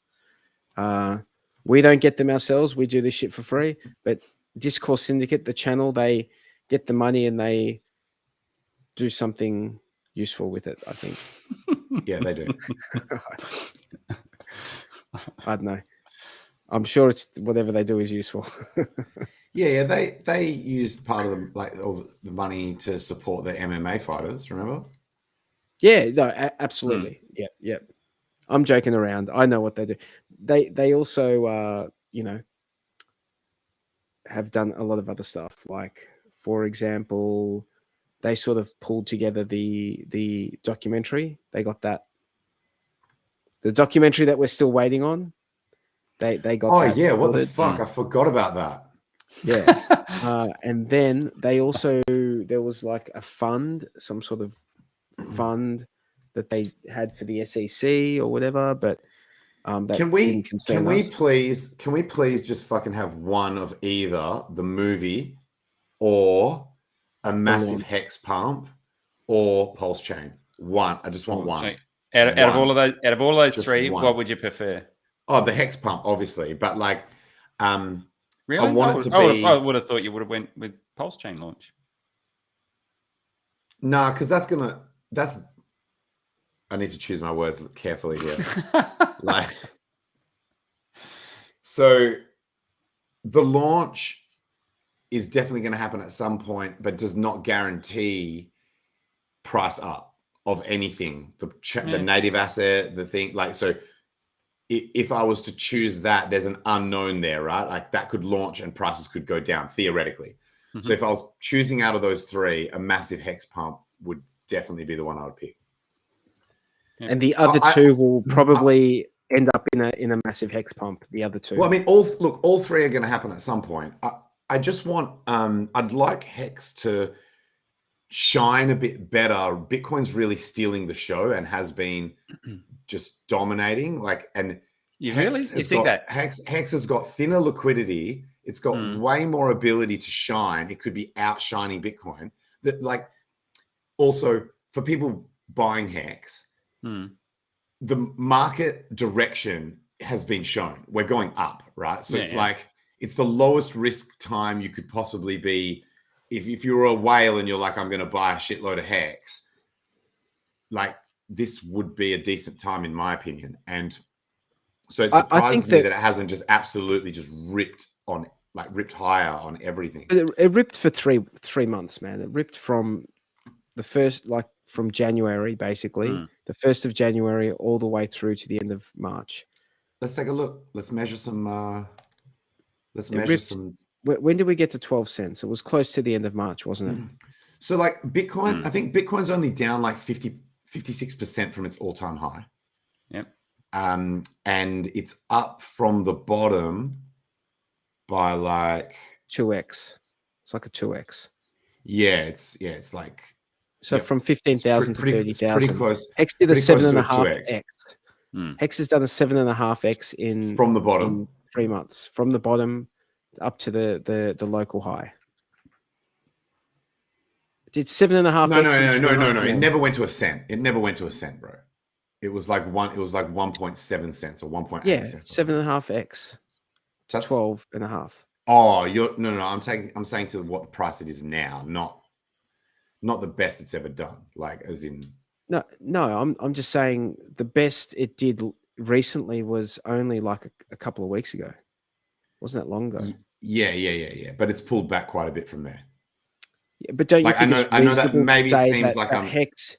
No, but don't you think it's reasonable to say I didn't choose these parameters in my mind to try and favor Bitcoin. In my mind, it's like I'm going to the price from the bottom to the price that it is now, not the best the coin has done in the period. You know what I mean? But I only give a shit about my performance now. I don't care about some point in the past that I didn't sell. But HEX is still smashing Bitcoin in that time. But still not by completely obliterated. No, completely shitting on Bitcoin's head. Just go to a BTC HEX chart and utterly. Not really.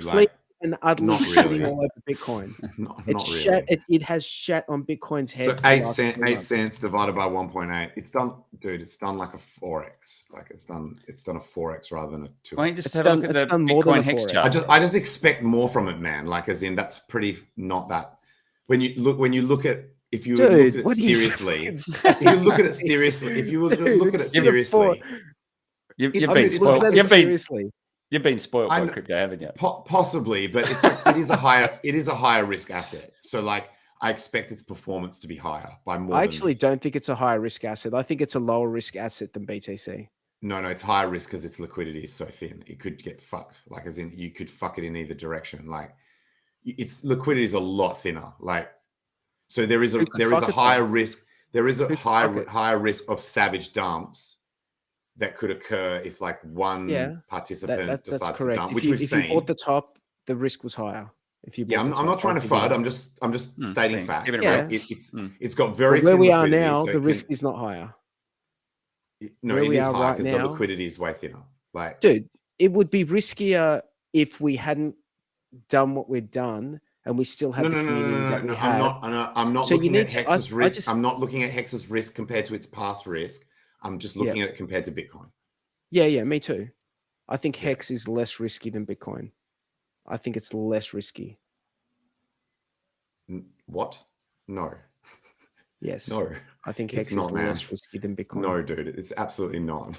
It's got a better risk reward profile I think it's got a much better risk reward profile because the upside potential is so much higher, but it is definitely not lower risk, dude. It's better. You're maybe factoring in the risk versus reward in your mind without realizing it.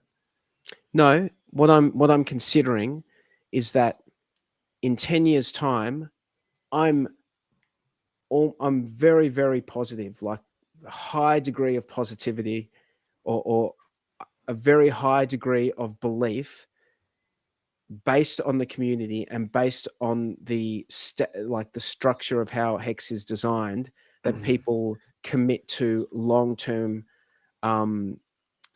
contracts. Yeah, I believe because of that, like Bitcoin is an inflation bug away from getting fucked, right? Yeah, but so when you talk about, I actually you're asking me. Hang on, you guys are asking me to justify why I think HEX is why I think HEX is better. Why I think HEX is better. I'm telling you why I think HEX is better, because we have a community that's committed for 10 to 15 years. You're conflating better as opposed to riskier. Yeah, and that's less risky. Because you've got people committed for 10 to 15 years. That's less, in my mind, because the community is what makes the crypto.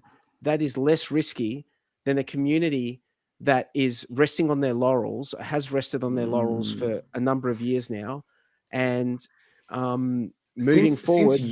Since you chose the longer time frame, you've got Lindy effect. Bitcoin's been around like 3 times longer, or at least it's probably more. Richard actually got this wrong in the debate that I had with him. He tried to shit on me and say that I was using Lindy effect wrong. He was using it wrong. He said that his example of why he thought that the Lindy effect doesn't apply. He said, "I'm older than you. Does that mean I'm going to like be around longer than you?" Lindy effect does not apply to perishable items like humans and fruit and food and shit. So like with Bitcoin, the Lindy effect does apply, and it's like 3 times. It's been around 3 times longer. So if you were like, I know we're all HEX fans, and so we're looking at things like, oh, we've got stakers and a strong community and shit. But you need to be real about this, man. Like you need to be realistic. You can't just fanboy your way past facts. Like the Lindy effect. Laid out Lindy effect. Facts there, man. I don't see any Bitcoiners time locking their shit. If you were picking a 10-year time frame, if you were picking a 10-year time frame, are you seriously show me the BTC people who time lock their shit for 10 years? Apart from that guy who debated, need to though. It doesn't need time locking to exist in 10 years. Time locking. It doesn't need to be time locked to be exist. You want it to exist. You just want it to exist and have a high price. What I'm saying is I'm saying that time locking is almost like a proxy for your commitment to a system or an ecosystem. Yeah, because you believe in that system. You're like, hey, I'm going to be here for 10, 15 years. I'm going to be here. But the commitment of the participants. Tomorrow there could be an inflation bug and everyone tries to sell their fucking Bitcoin tomorrow. Let me get a word in. Commitment of the participants does not stop the system from failing, right? Like as in, just because everyone's really committed, it can still fail. And ETH and PulseChain are both proof of stake. If the governments went like did their psycho, everything that's fucking proof of stake is a fucking security and just shut all that shit down, both hexes are built on proof of stake fucking shut down blockchains. Plus the extra tech stack risk of having that you're a token on top of a chain rather than just being your own chain. Like I love HEX. I think it's amazing. And I think if you were to say risk versus reward, I would agree with you. You're saying that that's a higher risk. Yes. HEX is a higher risk asset than Bitcoin, man. It just is. Like I've heard it described as safer because of that. I mean, look, I'll give it points for redundancy. I'll give it points for redundancy once PulseChain has launched. That will make me feel a lot more comfortable. Points for redundancy. But there's also other chains that it's been deployed on other chains. It's also on other chains as well that the main threats and you're fighting. But the main threats against it would be leveled at both chains. Like as in that redundancy doesn't protect you from all threat vectors. Only like the main ones don't. Look, I agree with you if you say risk versus reward, HEX better than Bitcoin. But if you're just looking purely just at risk solo, Bitcoin is less risky, man. It depends on when. So 43 is looking into the future and And I totally agree. When you're looking in the future, but you got to weigh up risk and reward as well. And we're all you do have to pick a time frame, I guess. Yeah, like, if you said today what is more risky, then I think Tangent's correct. But what's the risk when you say what's more risky? But what risk are you talking about? Like, what is that's something? That's what you've got to define. A technological risk. Like, what is the risk you're talking about? Well, I think we started off on price performance. I think we started off on price performance. So you think HEX is riskier at this point in the cycle than BTC? I think if we had gone down instead of up, when like right now period. No, hang on. I'm answering the question. If we had gone down instead of up, HEX would have continued to get fucked harder than Bitcoin. That's just how it goes in bear markets. I thought HEX was going to be different, but then in that bear market, it proved that wasn't the case. So we have been going up. We've been all going up. The whole crypto market's been going up. But if Bitcoin had continued to go down, then alts would have continued to go down harder. And so we're just fortunate that everything turned around and the crypto market actually did bottom at the turn of the year. So but that risk still remains. That right now, if we woke up tomorrow and Bitcoin was like on a massive dump for whatever reason, Bitcoin hit 15K. It was 15K 5 years before that. That whole thing of you can hold fucking Bitcoin for like 3 or 4 years and you'll never ever fucking be worse off. That shit's fucking down the toilet, dude. That fucking narrative that you guys had for that narrative that you guys had is fucking gone. It is out the window. Fucking see you later. Because it matters that 5 years now. You can hold BTC for 5 years and still be fucking underwater. Get the fuck out of here, dude. It matters. It matters that people buy the whole way along the curve. So it's smashing Bitcoin in every respect. It's got more people who believe in it for a longer period of time. Bitcoin went down the least in the last bear market by a lot. And like Richard even admitted that when you look at the difference between like a 60% drop and like a 70% drop, it sounds similar, but it's actually like massive, right? You're kind of like halving again. And that math is wrong for those numbers. But the point is that it matters because people buy the whole way along the curve. So how far you are down from all-time high does matter. Like your bear market performance does matter. And that weighs in. So when you look at like Sharpe ratios and shit like that, dude, what about the up before you do have that to factor down? in. Does that matter? The up before the down, or do you just want to take 2 points? Not if you're looking at this one went down, but let's ignore the fucking 10,000x that went up. If you're calculating risk, like if you're looking at the risk of holding a financial instrument, looking at the risk of holding something for 5 years, which is meant to be some fucking revolutionary changing shit, and for 5 years you were fucking down. I think the part that you're missing here is that people can buy at any time and people can need to. So people can buy at any time, which means sometimes people buy tops, and people may need to sell at any time, which means sometimes they become forced sellers at prices that are low.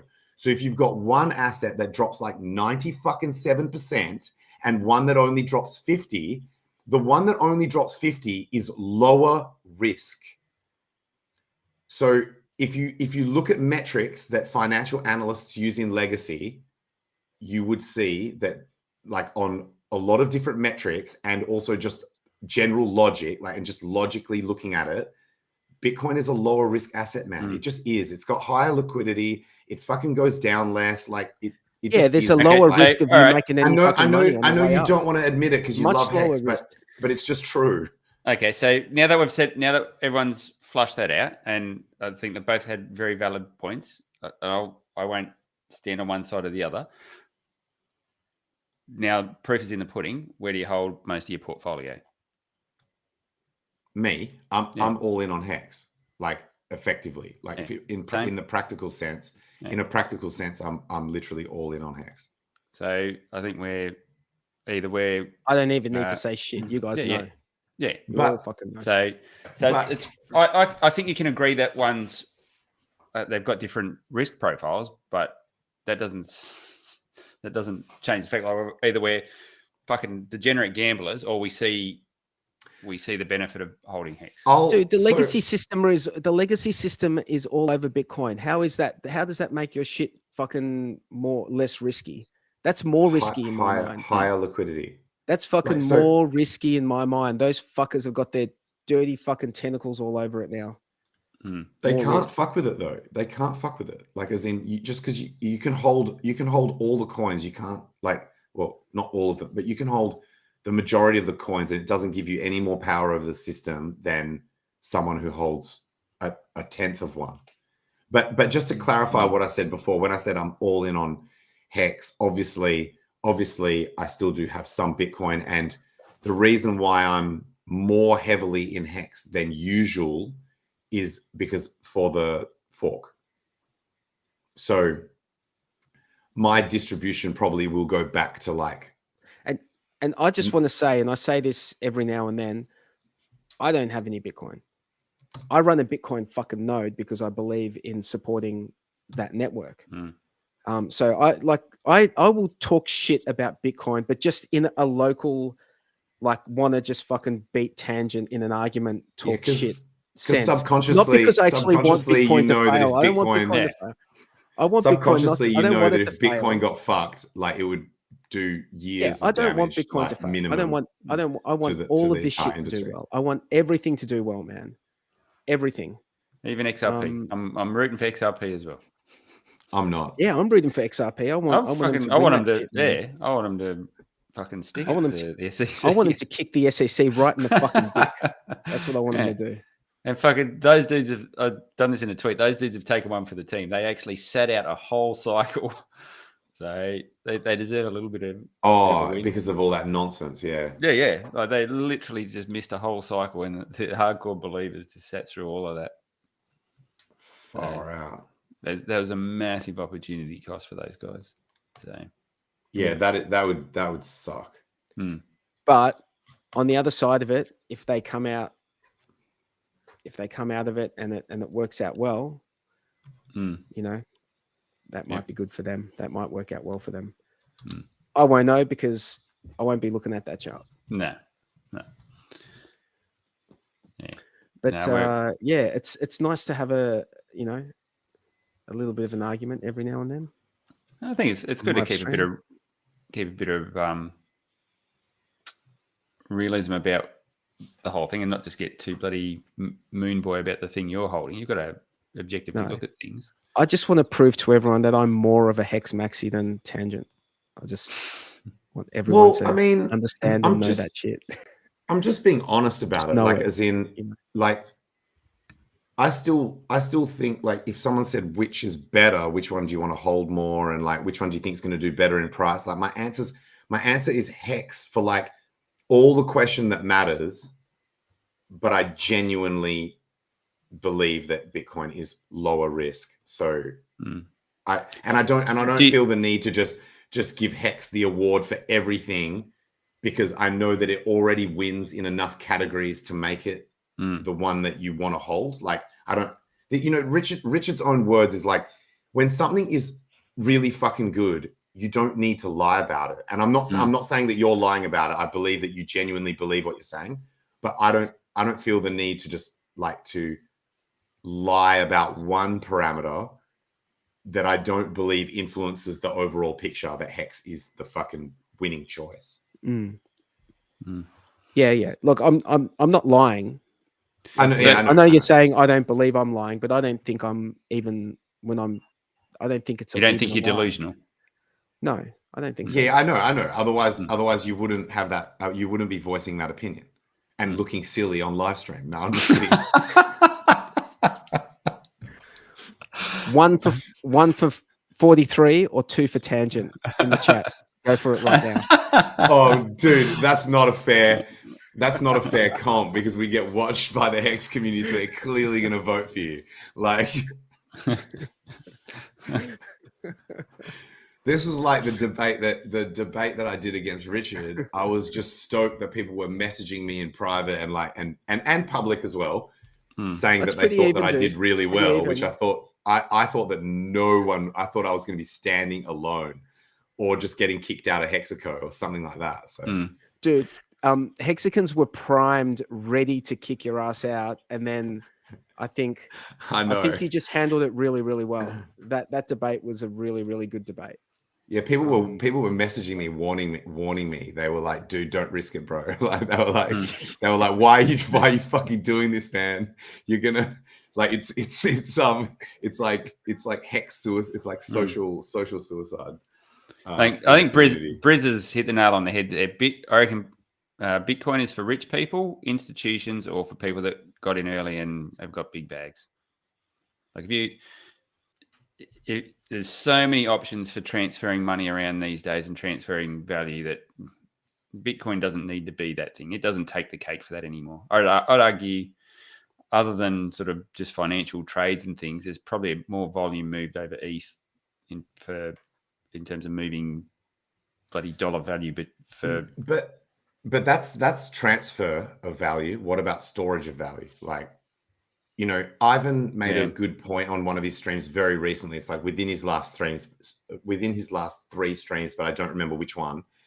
He said, if you airdropped me anywhere on this earth, I will be, and if I've got like Bitcoin, I will be able to find someone who will take that and give me water and food and shit.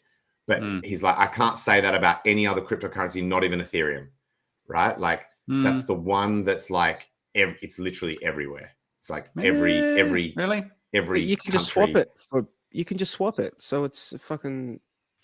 I don't think that's. I think his point is more like that. He's just if you've using got the internet to use highlight. Bitcoin, you can just swap that shit for whatever you want.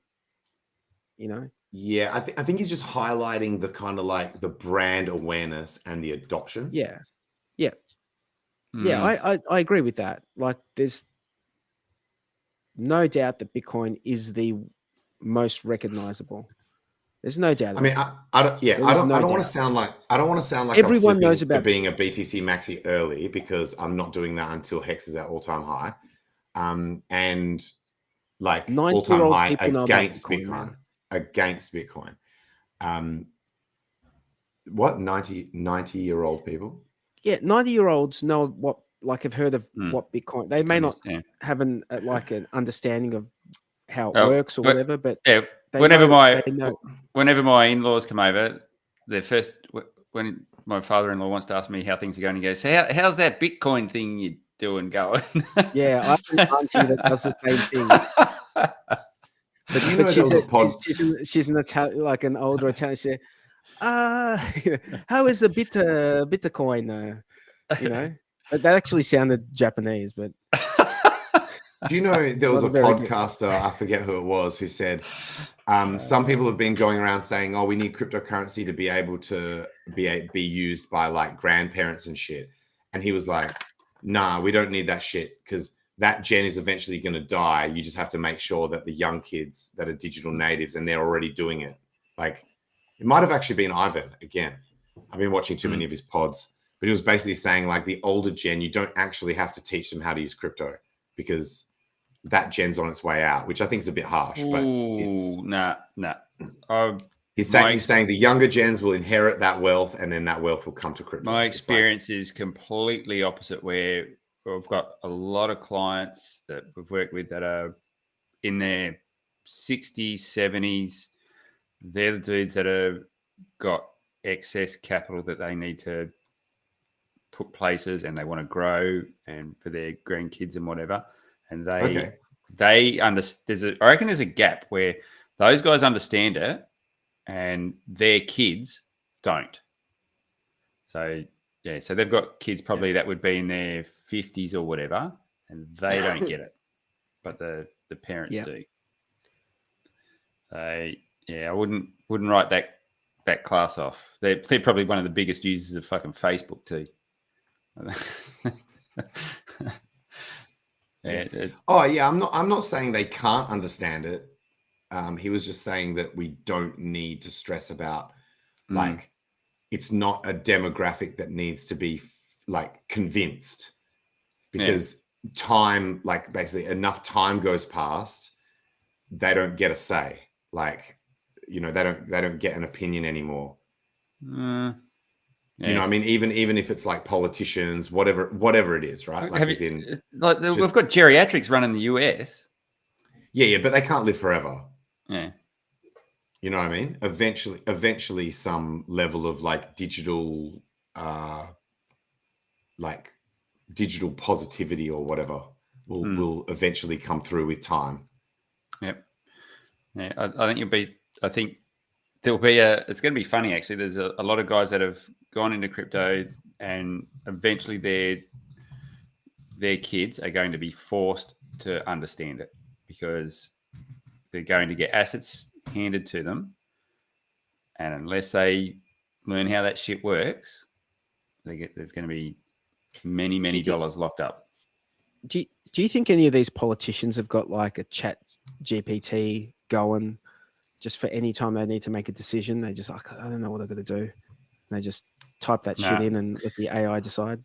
Not with the way that the decisions are coming out. Either that or they got the most retarded AI I've ever seen.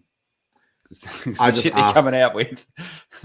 I just asked my AI about that thing that we were just debating, and it's typing out its answer right now. What was the what were the parameters? What were the questions? I just said what is lower risk out of HEX and BTC? Did you tell it to act like a BTC maxi?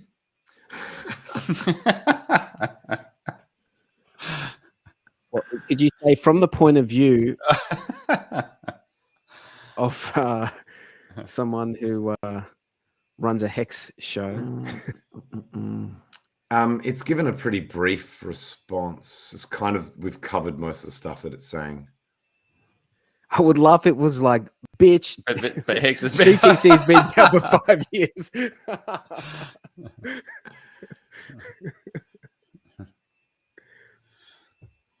You should have said did you put in which is riskier, HEX or Bitcoin? Yeah, so it says based on historical performance and market acceptance, Bitcoin is generally considered to have a lower risk profile compared to HEX. However, it is crucial to note that past performance does not guarantee future results, and the risks associated with any cryptocurrency investment can be substantial. So that's something that neither of us mentioned, is that the risk of both is very high. They're both very high risk. They're both high risk assets. And compared to always conduct thorough research. Compared to what? Compared to having money in the bank, holding property, compared to what? I think just because you can make a mistake where you lose it all, I think that has to be factored in. That's a good point. Good point. True. Like the inheritance side of it can be really difficult. I think is worth considering as like a risk. It's like that's the risk of it not fulfilling your desired result, which is i.e. getting locked up rather than it getting to your kids. But you are right. There are significant risks with other. What would be something that's safe?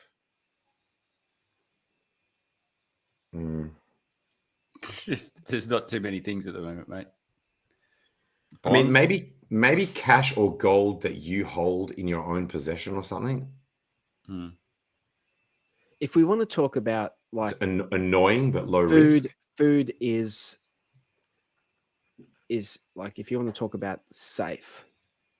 Farmland. Like I think all investments are nonsense compared to crypto. So farmland, then you would say, well, but like you have to, when you're saying risk, you have to isolate, like you can't just be like, oh, this is so much better as an asset. So then I'm just going to assume it's low risk or ignore the risks. You still need to be realistic about what those risks are. And speaking of risks, we're risking going over time and going into wake up HEX. We've got 5 minutes, so let's do our closing final words. Tangent. Come back to me because I didn't plan anything for closing words today. Jexa. I don't know. Nerd it up, guys. Get out there and learn how to be a validator if that's your thing. Support the network. If you've got any other ways you can support PulseChain, roll your sleeves up and get stuck in. It's going to be a big community effort to get this thing to be a success. So whatever you can contribute, do it. I want to see HEX outperform. I know this was the trigger that started our whole debate, but I want to see HEX outperform the other cryptocurrencies significantly. Like not just like it's been good, like it's been a good start to the year, but I want to see that shit outperform by the gap that it actually is better than all that other shit, right? Like as in it's if its performance was matching its awesomeness, we'd already be like above 20 cents. So yeah, let's just somehow get that shit to happen. Yep. Guys, I suggest everyone goes out and starts telling people about PulseChain again. Let them know that there's going to be this this fork. You can, if you have ERC 20s, tell your friends who've got stuff on exchanges to get it off exchanges so they can get a copy on PulseChain. Good point. Tell everyone, just say, hey guys, this thing, usually layer ones do pretty well. So, you know, it's an opportunity for you guys to get into crypto. We're sort of in still like, you know, pretty much close to the bottom of the bear market. We're not, you know, I wouldn't say we're close to all-time highs yet. So they can still get in, and there's plenty of upside, I reckon. I'd like to thank everyone in the chat for coming along. Thank you very much for your participation. We appreciate it. And also thanks to Jexa and Tangent for coming on and, you know, arguing with me on a weekly basis. It's much appreciated. Thanks, chat. Good to see you guys. Peace, guys. Peace. See you. HEX.com.